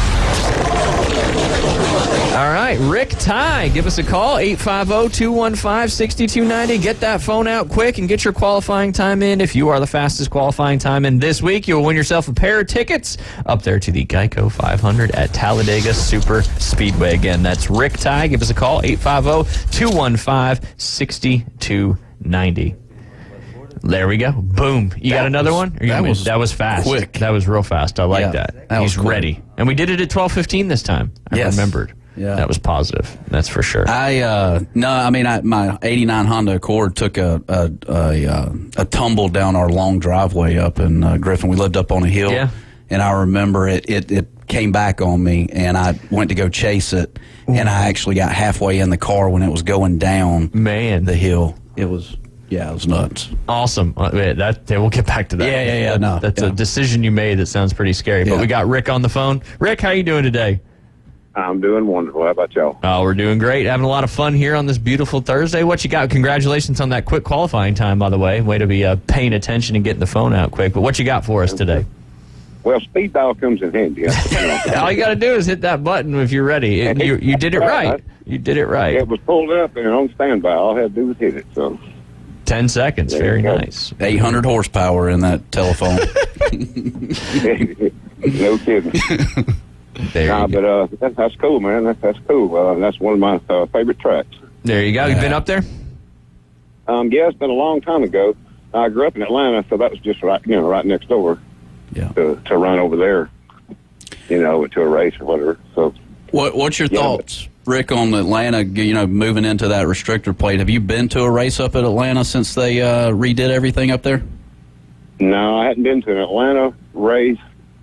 Probably I live in Florida now, so I hadn't been to an Atlanta race, I guess, since the late 90s, I guess. Oh, man, you were there with the original circle before they made it. They've breached 2 or 3 times since then. Oh, man. Yeah, now they got the plate. They brought in the plates, and I don't really know how I feel about that yet. I got you. Yeah. Yeah, that's some good. It makes for good racing. I will say that. I've spent many of years going to Atlanta races, and like I said before, they get so spread out till you can't really see what's going on or understand what's going on. But yeah, there's a lot of good racing in Atlanta as well. So yeah, I'll give them that. The plates do tighten it up and make it a little more exciting, but then you know what's coming. So yeah, definitely. The big one is coming. That is for sure at some point. But yeah. So anything else you want to mention real quick? We got about 3 minutes left here before we end our segment. I don't know if I got 3 minutes worth. I'm just glad to win. How do we know how far up the totem pole we are towards the, Rick, we've got someone at 8 seconds. So what it's going to be is the fastest qualifying time of each week. So essentially at this point, you'll have to try again next week to be there. But we just wanted to get your thoughts on Talladega, and then also to tell you to try again for us next week. Yeah, 3 awesome opportunities to win a pair of tickets. So 6 total tickets given away there. I'll keep my phone right next to me. That's it. Listen to that Coach James Hale show at 7:15 and 8:15. Find out that keyword, and then you got us at 12:15. Then you got David Hayes at 5:15. But we appreciate you listening and appreciate the phone call. And maybe this next week coming up, we'll get you a little bit faster and get you up there to Talladega for On the House here from ESPN Northwest Florida. All right, I appreciate it, guys. All right, take care, Rick. We appreciate the call and appreciate you listening. Jay, we only got about a couple minutes left, and I know you got to go get back to business. Anything you want to leave anybody with on this beautiful Thursday? No, I mean, I was just to go back to that. We lived up on a hill. Oh, yes. And I had went back inside to grab something, and I had left my Honda Accord in neutral with the parking brake up. Yeah. Well, manual shift car. Yeah. But the parking brake had actually somehow slipped a little bit, so it was creeping down the hill. So yet again, my brother looks at it and goes, "Jay, go grab your car. Go grab your car. It's rolling down the hill." So I was like, all right, well, what do I do? So I ran after it, and there was a brand new Lincoln at the bottom of the hill. You could see it coming. And I could see it.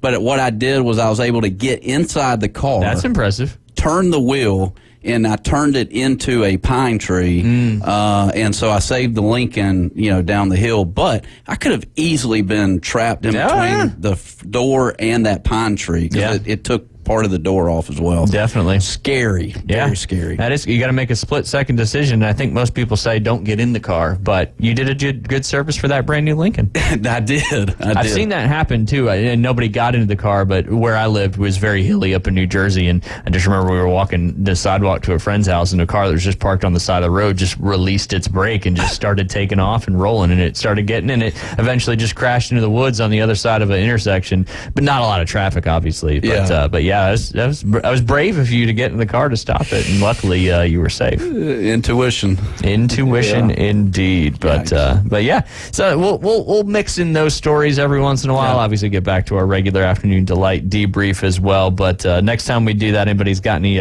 scary stories they'd like to share, we'd love to hear from it. But Jay, enjoy the rest of your day on the Lesson Tee, helping people get better at the game of golf, and they just got to go to golfwithjay.com to sign up for a lesson. And I would encourage encourage you to do it as soon as you think about it, because it's that time of year where Jay is filling up and summer camps are on the way. Got the Monday clinics going on, all that good stuff to help you get better at the game of golf. Jay, have a great rest of your day. You guys are listening to the Inside Drive. We will be right back. ESPN Northwest Florida has your chance to win a pair of tickets to the Geico 500. Join Coach Hale mornings at 7:15 and 8:15 to enter. The Race to Talladega. Then at 12:15 and 5:15, listen for your name called. If we announce your name, race to the phones. How long it takes you to call 850-215-6290 is your qualifying time. The fastest qualifying times win a pair of tickets to Talladega. Right here from ESPN Northwest Florida. Good afternoon. This is Joanna with your latest forecast on ESPN Northwest Florida. The remainder of the day, sunny and a temperature of 71 with wind 13 to 17 miles per hour out of the north. Clear skies tonight, a light breeze and warm near 52. Sunny and 69 tomorrow. 71 and mostly sunshine with a light breeze Saturday. Sunday, some sun and a temperature about the same at 73. And partly cloudy Monday with a high around 74. This is your Thursday's weather brought to you by Ellis Agency Insurance. Thank you for listening to ESPN Northwest Florida. Rely on it. Do you use the expensive blue or yellow pills to charge your sex life? Are you thinking about it? What if we can promise you the same results for less than $3 a pill? If you're paying $20 a pill for the other pills, you're getting taken to the cleaners. Our pills deliver the exact same results for less than $3. You'll save more than $16 a pill for the same results. And right now, radio callers will get 44 blue or yellow pills for $120 with free discreet shipping. You can save more than $700 off pharmacy prices. Charge your sex life now and save a ton of money. Call now and get your 44 pills and save over $700 and qualify for free shipping. Stop overpaying and call right now. Paid for by Steel Man Pills. 800-261-7365. 800-261-7365. 800-261-7365. That's 800-261-7365. Welcome to the Inside Drive, the next big thing. It's a big, huge, giant deal. Sports betting, huge reactions, your calls and real-time coverage of the stories you're following. Broadcasting from the Bill Kramer Chevrolet Buick GMC and Kramer Marine Outdoor Studios on ESPN Northwest Florida.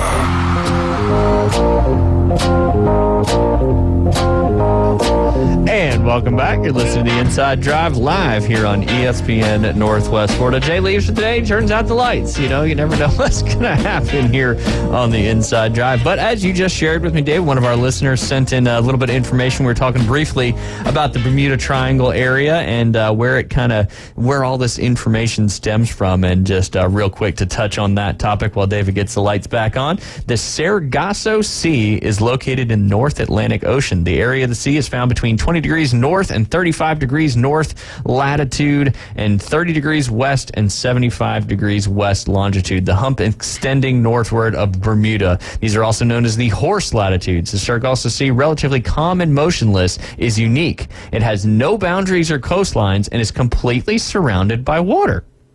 Interesting fun facts there. It is completely surrounded by water and of much faster ocean currents. This anti-cyclonic current system formed by the Gulf Stream, the Canaries Current, and the Equatorial Current on the west boundary follows the coast of North America as far as 40 degrees north. The sea depth varies from 5,000 to 23,000 feet. It has a vast 2 million square mile, 5.2 million square kilometers, ellipse of an oval-shaped mass of deep blue waters and spins in a clockwise direction. The Sargasso Sea drifts and changing currents determine its location. The boundary shifts mainly from the force of the Gulf Stream. There are no similar phenomena anywhere else in any other oceans.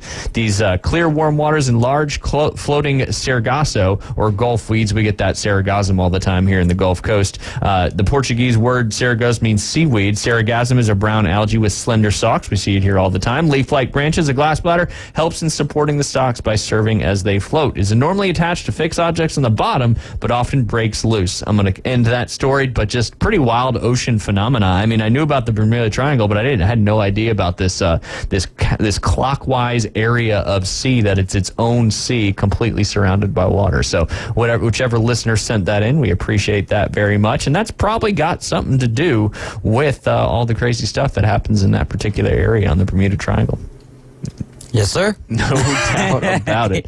All right. The more you know. The more you know. That's what the guy who sent that link in, he also texted that. Yeah. The more you know. Reading the rainbow comes out. Yep. Knowledge is power. Who I always got confused with, what's his name? Not Carl Weathers. Is it Carl Weathers? Carl Weathers. He was a Star Trek guy. Yeah. But I don't know if I've got his name was right. Jordy. I don't think it's Carl Weathers, but I know who you're talking about. He was the Reading Rainbow guy. Yeah. Absolutely. Carl Weathers was he Apollo Creed? Yeah. Okay. I believe so. That's where, the knowledge is not so deep there. Here we go. We're about to find out. All right. It is, there's his picture. Why does it show me his name anywhere? What the heck? It's got his picture. What's his name? I don't know. Anyway, going down a rabbit hole here. Miss Nelson is back. You would think it would say his name right here on this first page, but it's not. Reading Rainbow guy. Carl Sagan? Carl Sagan. LeVar Burton. LeVar Burton. Come on, we knew that one. If Jay was here, he would have got that. Absolutely. Jay, I know you're listening, and we're upset that you left because you would have got that one correct. Carl Weathers passed away February 1st. Recently, yeah, absolutely. And he was Chubbs, too, in Happy Gilmore. That's why it was a sad day there on April 1st. Obviously, a sad day in general, but yeah, losing a great movie star, that is for sure, in some big-time films. But it's opening day, David Hayes, and we haven't really talked about baseball yet, so he might as well dive into it now. And there are some milestones here we might see in 2024, and I want to get you... Go ahead. Real quick, the guy who is sending in the information on the Bermuda Triangle is Trevor. Trevor also has taken lessons from Jay before. Oh, there you go. Small world, baby. It is. Jay appreciates that, and we appreciate it. There you go. We'll have to find out. We'll get him on the phone when Jay's back. Yeah. Next time Jay's on, Trevor, give us a call. Yeah, give us a call. Sounds like we talk about some fun stuff. That's for sure. All right, David. These are some potential milestones that I want to see if you think all of them will be done. Some of them will be done. Maybe just or none of them will be done. But I think most of these are probably going to get knocked off. But there's 6 of them. The first one is Aaron Judge is 43 home runs away from 300. Does he get it done this season? Ooh. Obviously, Aaron Judge got a little bit of injury history the last couple of years, and that's what it's going to be riding on, right? Is health. If he stays healthy, he's going to hit 43, or he's going to hit at least 40 at that point. I'm going to say, you know what? In the guise of optimism here, I'll say yes. Why not, man? But I got Juan Soto winning the MVP in the American League, so we'll see how that plays out too. I'm just, for some reason, I'm going with a great Yankees regular season and an implosion in the postseason. There you go. And speaking of Juan Soto, another milestone you might see, Juan Soto is only 29 walks away for the most all-time by a player under the age of 26 years old. That sounds like that's probably a guarantee in that one. Yeah, because that one thing you can't say about Juan Soto is that he might strike out a little bit in the first half of the season. That seems to be a trend of him for the first half of the season. Then he gets in the home run derby and just takes off after there. But he is a patient batter. And so 29 walks is a walk in the park for him. No pun intended. No pun intended. Here's another one that's definitely going to happen. Does it happen in his first and second start, or does it take longer than 2 starts? And that Spencer Strider is 17 Ks away from 500. 2 games or more? What do you think? 2 games. Maybe 1 game. Hey, you never know. He's starting on the bump tomorrow night against Philly. I think he'll have 8 against Philly. I don't know who his next scheduled start would be. I think it's the Nationals maybe, or the Mariners. Either way, don't got the schedule in front of me. I'll say that I'll go on the opposite side of optimism here and go closer to reality. I think 3 starts. 3 starts. He breaks that record, but pretty impressive. I mean, 500 Ks already in his career is something else. That guy gets a lot of strikeouts, no doubt about it. Here's another one. Corbin Burns is 130 strikeouts from reaching 1,000 strikeouts strikeouts from his career. Does the Baltimore Orioles pitcher get that one done this year? 130. Corbin Burns? Yeah. Needs 130 to reach 1,000 strikeouts in his career. Yeah, I've got him winning the AL Cy Young. So, there you go. 130, Definite easy yes. peasy. Definite yes. Clayton Kershaw has 56 strikeouts from 3,000 strikeouts. That's got to be a yes for sure, right? Yeah, for sure. He's getting to 3,000. I wouldn't even be surprised with the rotation. I don't think this will happen because of how pivotal Clayton Kershaw is to the Dodgers organization. But I wouldn't be surprised to see him kind of take that, late innings reliever, or not late innings reliever, that kind of long relief pitcher that gets you to your closer. Yeah. Well, not get you to your closer, not your setup guy, but the guy who, if the starter doesn't make it, bad outing, but we'll see how it goes. Save him, try to keep him fresh for the playoffs. There you go. So probably going to happen in that one too. This one may be the closest one. I think I think all these will probably happen. This one may be the closest, and that's Mike Trout's getting a little bit later in his career. He's 32 home runs away from 400. Does Mike Trout hit 32 this year to get that 400 number? That's I think that was probably the toughest out of all of them. We'll go 35 for Trouter. Yeah, there you go. So all 6 getting done on that one. Some milestones that are on the table for this 2024 MLB season, which gets kicked off here in about an hour and a half or so, with the first pitch going out in that Baltimore and Los Angeles Angels game as well. So we are on the cusp of the season starting. Being the baseball expert that you are, David Hayes, this is the strong verbiage. But given the company, I think between you and me, it's completely fair to say. This was the pitcher power rankings selected by a panel of MLB.com experts. I want to see your thoughts if you agree with this or not. Number 1 on this list, they have the Braves ace Spencer Strider. Fair? Him being the number one pitcher this year? Power rankings from this is MLB.com experts. I don't know why he's getting number 1 overall in the national. This is overall or this is National League? Just overall pitcher power rankings. There's both leagues. Some studs, man. Like Corbin Burns comes to mind. That's number 2 on the I've list. got Max Fried. I've got Max Fried actually winning the National League Cy Young because of all of the focus that's going to be put on Spencer Strider. Now, the addition of the curveball, that's great in theory. How does it work? Because then all of a sudden you're trying to work this curveball in, and then guys are cleaning up on that curveball. Then you remove it from your repertoire. So I'm pumping the brakes on my guy Spencer Strider. Love what he's brought to the table to this point, but to say he's the best pitcher right now, I don't know if that's the truth for Quadzilla. Yeah, and coming in number 2 on this list is the man you just mentioned. That's Corbin Burns with the Baltimore Orioles. Fair spot for him in that? Fair spot. If Garrett Cole was completely healthy, I think you pump Garrett Cole up to the tip top of this list. Yeah, with him being out potentially 1 to 2 months, I think that slides Corbin right into that spot. Zach Wheeler coming in the number 3 spot, pitcher for the Phillies. I think he's probably getting the start tomorrow, I would assume. Yeah, he more than likely getting the start. Listen, Braves fans might hate to hear this. I would have Zach Wheeler above Spencer Strider. Yeah. Hey, you're an expert. It's your opinion. So you're allowed to do it.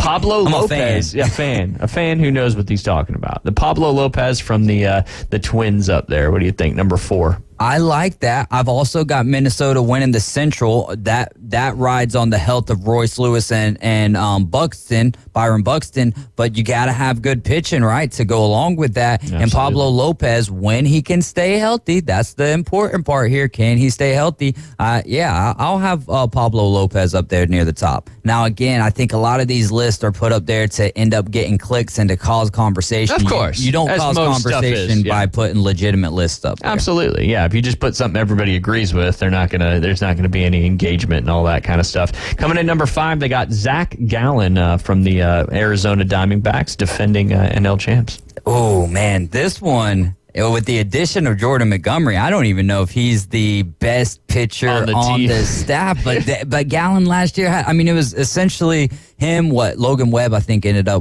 Blake Snell won in Cy Young last year. Yeah. I'm okay with Gallen being up there. I mean, kid's got the stuff. There's no doubt about that. Number 6, Luis Castillo from the Seattle Mariners. AG, Kyle Wright, guys like that, huge on this guy. I think he's going to be a huge part of that 1, 2, 3 part of the rotation there for the Seattle Mariners. And if the Mariners can put it together offensively, he will be a huge part. He'll be the crux of the reason of why they end up winning the AL West. I've got him finishing 3rd in the West, but they've got an opportunity there. But Rangers, Astros. Now, the thing with the Astros that kind of gets me thinking is it's not Dusty Baker over there. Nope. So we'll see how that works out for him this year. How it all plays out. As you mentioned, coming in number 7 on this particular list is Logan Webb, now with the San Francisco Giants. Number 7, a good landing spot there, you think, for Logan? Yeah. And you know what? I love when, all right, so he was the best pitcher on their staff last year. Well, now you bring Blake Snell in, and it almost kind of provides that comfort for you. You know what I mean? You don't have to be the guy all the time. Which can make you even more so the guy. The guy, because you get that little less pressure on you to have to perform every time you're out there on the mound. You could have a bout outing every once in a while and know that you've got other guys in the rotation that can pick that up. So I'm fine with him at number 7. Tarek Skubal with the Detroit Tigers, if I pronounced his name correctly. It's Tariq Skubal. My issue with that is... Man, we're looking at these guys, and there's a lot of young names and not a lot of veteran names on this list. Like, where's Aaron Nola at on this list? And so the thing is the hype is real for him. I think that's why he's added onto this list, is to create that discussion. However, I can't sit here and say at the end of the year Tariq Skubal is going to have the best top 10 numbers as a pitcher this year. So I'll say he's a little high for me. Yeah, there you go. And the last 2 on this particular list, you got Framber Valdez from the Houston Astros and Tyler Glasnow from the Los Angeles Dodgers. So not one in these top 10. Again, this is pitcher power rankings from MLB.com experts. You don't have 2 pitchers from the same team on this top 10 list. Interesting. I mean, Max Fried, well, I think a lot of that has to do with injuries from last year. I don't know if Frieder's going to be a top 10 pitcher this year. I'm interested. He's on my fantasy baseball team, so I hope he is. There you go. I'm really interested to see the year that Chris Sale has, biased as a Braves fan. That's going to be very interesting to monitor. And then a guy like Charlie Morton as well. What kind of strikeouts is he going to... I mean, I'm surprised that Aaron Nola wasn't on the list. That would have given you a team with 2. Yeah. Yeah, but Glasnow, how are we going to put him as a top 10 pitcher? Top 10 in hype? Yes, top 10 in hype for sure. It's almost more what this list feels like, kind of half established and half on potential for this season. Which, I mean, but that's not power rankings, right? Yeah. Shouldn't power rankings be based on what they've done to this point and not what the future is holding? I don't know. That's just my position on that. No, I agree with you. I mean, because if you go to the, the Athletic has their preseason power rankings, which this was from a couple days ago. Obviously, the season gets started today, and has the Atlanta Braves at number 1, the Los Angeles Dodgers at number 2, has the Houston Astros at number 3, Baltimore Orioles at number 4, the Rays at number 5, even though I saw today that he's been, Wander Franco has been placed on administrative leave until July 1st while all that craziness is still being sorted out. But coming in number 5 on the power rankings, Philadelphia Phillies number 6. You got the Seattle Mariners number 7, the Diamondbacks they're number 8, defending NL champions, the Texas Rangers defending World Series champions for the first time in their history at number 9, and last but not least on number 10 of the Athletic power rankings is New York Yankees. And like you said, these are more based on what they've done, not necessarily the potential and the hype. Right, and I'm excited, man. Rangers. They got their first pennant last year. They're going to be raising that tonight against the Cubs. There's some really good matchups here in the opening series. And if you like baseball parlays, it's back. Yeah, there's no baseball is back. I know we didn't really talk much about this yesterday. What do you have planned for the next segment? Well, just more baseball stuff, potentially some other stuff. Makes sense. But yeah, I mean, if you got another idea too. Well, no, not even necessarily that. Just kind of taking what Charlie Baker, the NCAA president, yesterday, the prop betting stuff. Yeah, with the prop betting, and do you think that should stop with just collegiate athletes, or with all of this stuff that's coming up with Shohei and Ippei and all of that stuff? Are prop bets something that is just a dangerous line that, for me as a sports fan, I would rather get rid of all sports gambling. I don't care about any of it, just to have the integrity of the sports. But it's not like we can just look at this and be like, well, they're rigging things. There's literally, like, look at the Alabama baseball coach last year, Bohannon. That brought up some red flags. It was flagged down. It was dealt with. You've got the Temple Bowser. Like, they're catching on to these things. So, there's the side of me that's like, yeah, we're having a lot of situations pop up, but there's also, hey, at least we have watchdogs out here who are trying to keep the integrity of all of this up. And I know a lot of people like gambling on sports, and it's a huge ordeal for me. Just if it's going to affect our sports, though, in such a way that it could possibly make me lose my love for them, I'd rather get rid of it. But and there ain't no way that's happening now. Nope. And let's discuss a little more about that when we get back, because that's a fun topic. And we'll talk about the official Braves starting roster for their game that they're getting underway tomorrow. But you guys listen to the Inside Drive, and we'll be right back. ESPN Northwest Florida has your chance to win a pair of tickets to the Geico 500. Join Coach Hale mornings at 7:15 and 8:15 to enter. The Race to Talladega. Then at 12:15 and 5:15, listen for your name called. If we announce your name, race to the phones. How long it takes you to call 850-215-6290 is your qualifying time. The fastest qualifying times win a pair of tickets to Talladega, right here from ESPN Northwest Florida. Ready to save big on the #1 selling car brand in the world? It's Ready, Set, Go time at Panama City Toyota, where you'll get 2.99% APR plus 90 days until you make your first payment on a new Camry. Get 2.99% on the sporty Corolla, ready for 2.99% on a new RAV4, and get 2.99% on the tough Tundra. Wherever life leads, there's a Toyota for you, right here at Panama City Toyota. Offer expires April 1st. For details, visit PanamaCityToyota.com. 1, 2. I'm in love with a man named Rudy. I'm okay with that. He knows exactly what I want, keeps me coming back. Cooks breakfast, lunch, and dinner for me, does the dishes too. I'm in love with a man named Rudy, last name Barbecue. It sure is easy to fall in love with Rudy's tasty oak smoked barbecue. Next in line. Hi folks, it's Tracy with Tracy's Fine Jewelry and Coin and Bullion Reserves. Did you know that we do more than just sell some of the finest jewelry in town? We can engrave on your wedding band, locket, Yeti cup, or almost anything. Need your watch battery changed? We can do that too.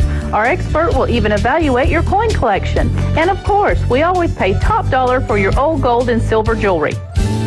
See, there's a lot more to Tracy's Fine Jewelry than a lot of pretty sparkly things. Come and see us today at Tracy's Fine Jewelry.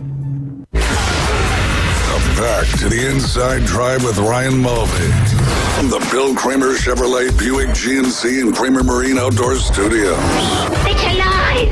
Look alive! We're alive!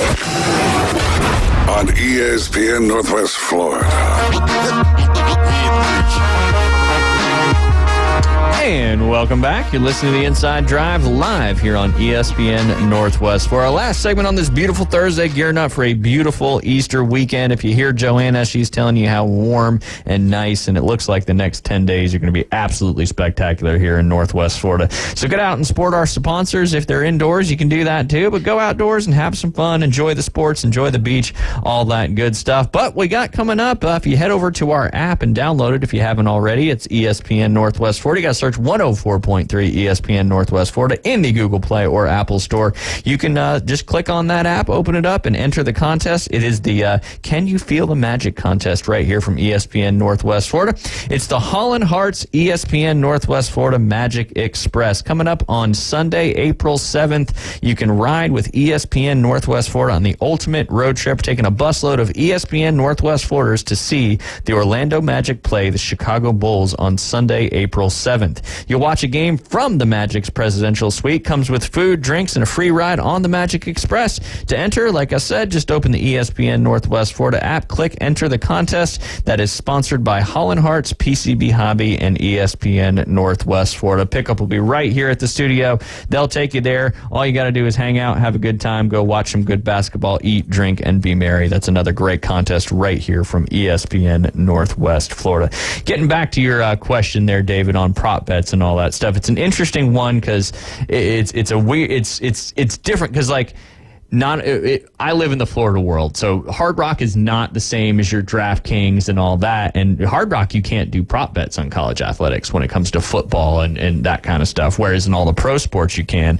But it's the watchdogs, that makes perfect sense, and it's, how much of it is really going on. I mean, the topic of conversation of late is, are sports rigged? Are things, is it scripted? That kind of stuff. And sometimes there's just so much happening that it's hard to believe. It's almost so easy to say, how is it not being influenced by stuff like that? And with the betting side of it, obviously, people can force their way and make stuff and happen, but will it ever stop? Probably not. And the reason why is, like you said, last year, $119.84 billion were wagered on sports bets last year. Almost $120 billion. That was up from 2022, 27.5%. And on the revenue side of things, the commercial gambling revenue tracker, those bets translated into $10.92 billion in revenue in 2023. So 44.5% jump from 2022. Almost doubled, or almost increased their revenue by 50%. And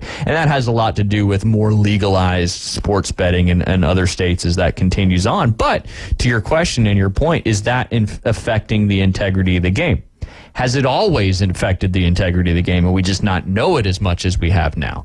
I don't know. Those are questions that, we may not have the answers to, but it's certainly an interesting thing. And like you said, to see the NCAA president come out yesterday and say that he wants to ban all prop betting across sports betting platforms for college athletics to preserve the integrity of the game tells me that there's stuff going on that shouldn't be going on that's jeopardizing the integrity of the game. Well, and I think that's actually a little bit further beyond just the integrity of the game. I think that it has to do with, all right, let's say that you've got Armando Bacot with 6.5 free throws made or not. And he's sitting there at the line, 5 of 7, and the game is, or 6 of 7, and the game's on the line, and he misses a free throw. And now all of a sudden, hey, young man, you're affecting my money. You know what I mean? Like all of those situations where, now here's on the flip side of that, we can't sit here and be like, oh, they're getting paid. They're more like professional athletes, and then be like, well, we shouldn't be prop betting on them because they are amateur athletes. It's like, you really cannot have it both ways. Yeah. That's one of the situations that we're in right now, and now these guys are, able to make money off their name, off their image, and off their likeness, and so that is what it is. I don't think that any athletes, professional athletes at all, should be allowed to do any type of prop bet. So if you see them doing gambling, right, and they're not gambling on their sport, all right, that's cool, but they shouldn't be allowed to do any prop bets because they're in that. You brought it up earlier with the Champions Tour, right? That clique, right? And so they know people that know people that know people, and there could be, oh, well, this guy's only going to get this amount of minutes tonight or whatever. So I don't think that athletes should be allowed to do prop bets, period. Agreed.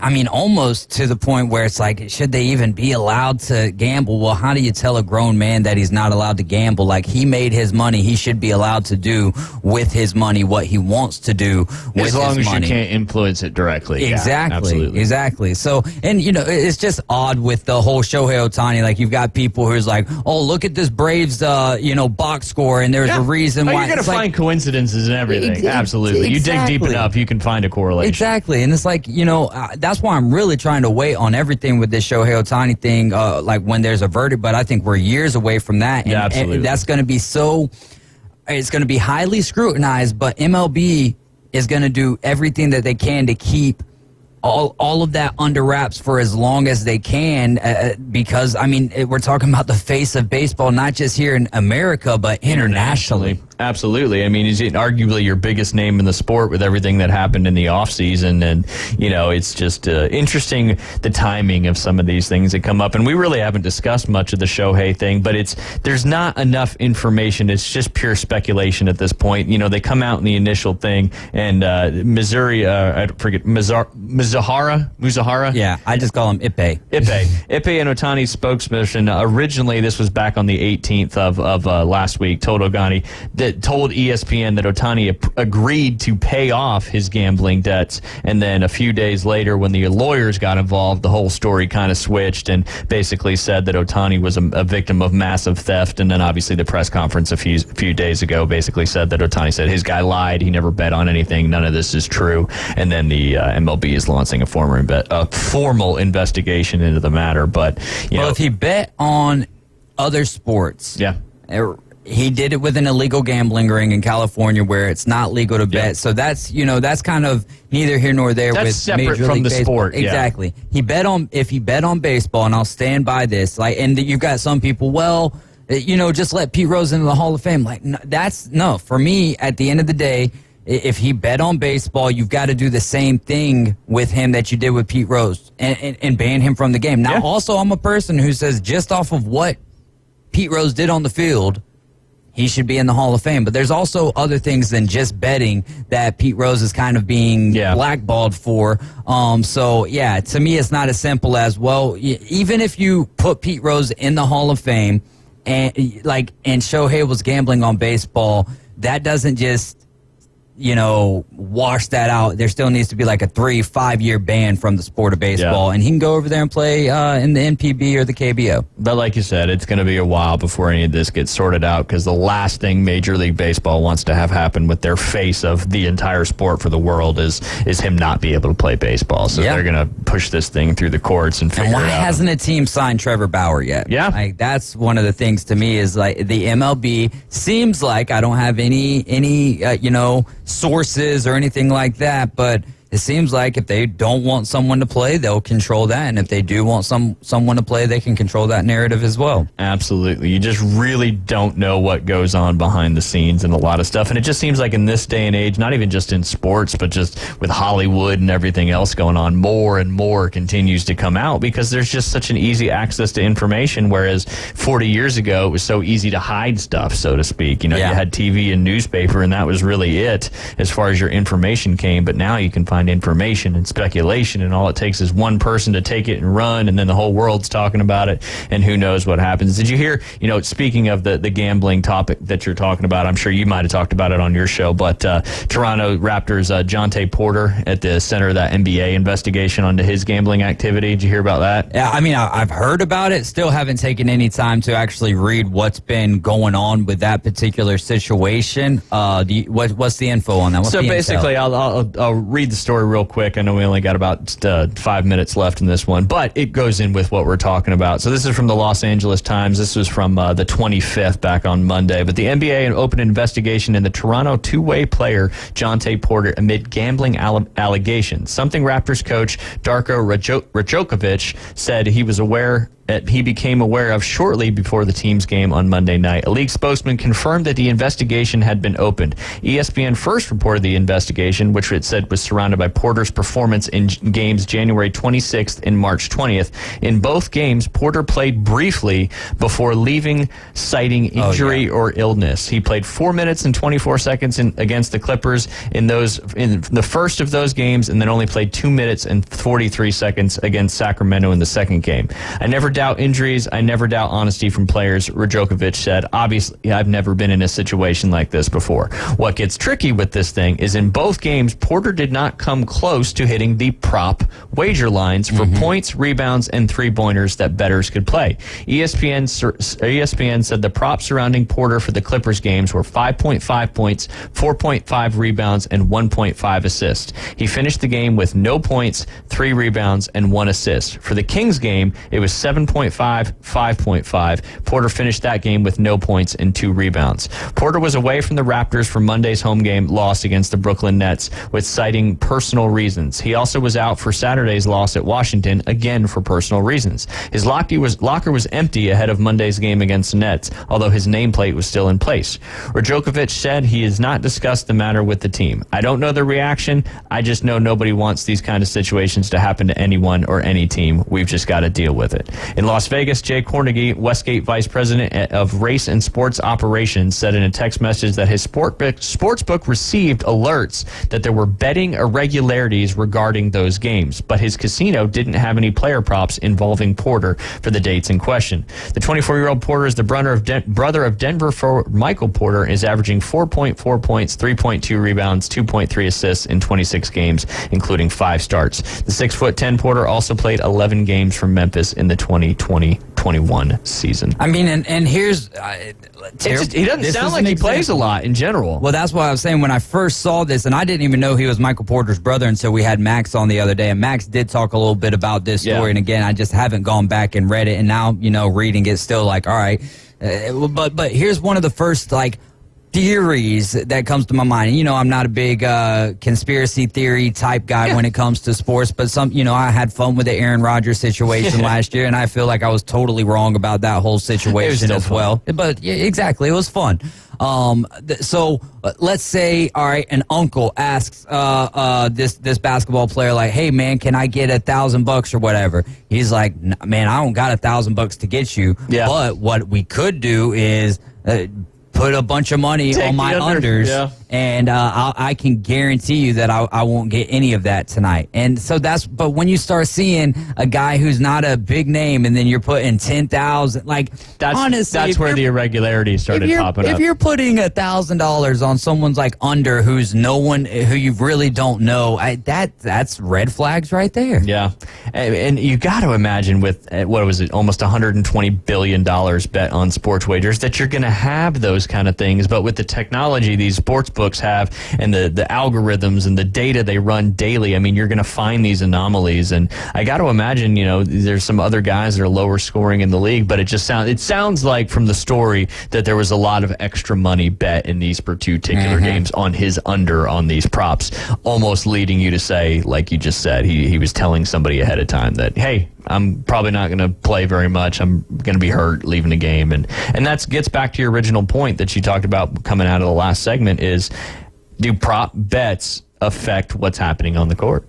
And I mean, and who's to say that these players aren't looking, ahead of time at these prop bets, and maybe they're just doing it now. If they're doing it like, oh, I want to get over that or whatever, for personal, it's like a challenge. Like, oh, they set me at my points, my rebounds, and my assists is at 45. I'm gonna beat that. Yeah, exactly. That's a totally different situation than people using that as inside information, if you will. So I don't know. The slope is absolutely slippery, and we've already seen it. And in the same way with Ipe, right? Yep. That whole situation. Let's say that it has nothing to do with Shohei, and the only thing Shohei did was cover his guys' bets or got the money stolen from him. Well, that Ipe guy was best friends with Shohei, and he knows how he's feeling that day. You take that information and you're like, hey, he just doesn't got his best stuff. I just watched his 45-minute bullpen, and it looks like he might get rocked today, or he's already got a blister forming on his finger. There's so many different situations that someone with inside info could utilize for their benefit. Absolutely, which isn't necessarily... Which didn't benefit him very well because he was in the red. Absolutely. Big time in the red, that's for sure.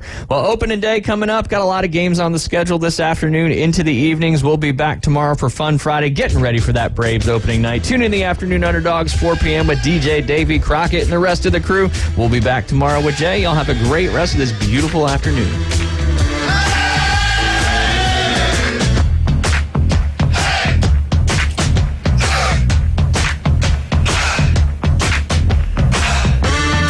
ESPN Northwest Florida presents Wrestling Against Cancer, number 9. Saturday, April 27th at Bay Haven Charter Academy. In the main event, it's a tag team showdown with Exodus versus Mike Steele and Mr. 850. Then, Kelly Mann and Kelly Clark in the Wrestling Against Cancer Championship bout. Plus exciting women's wrestling. Doors open at 5:30. Bell times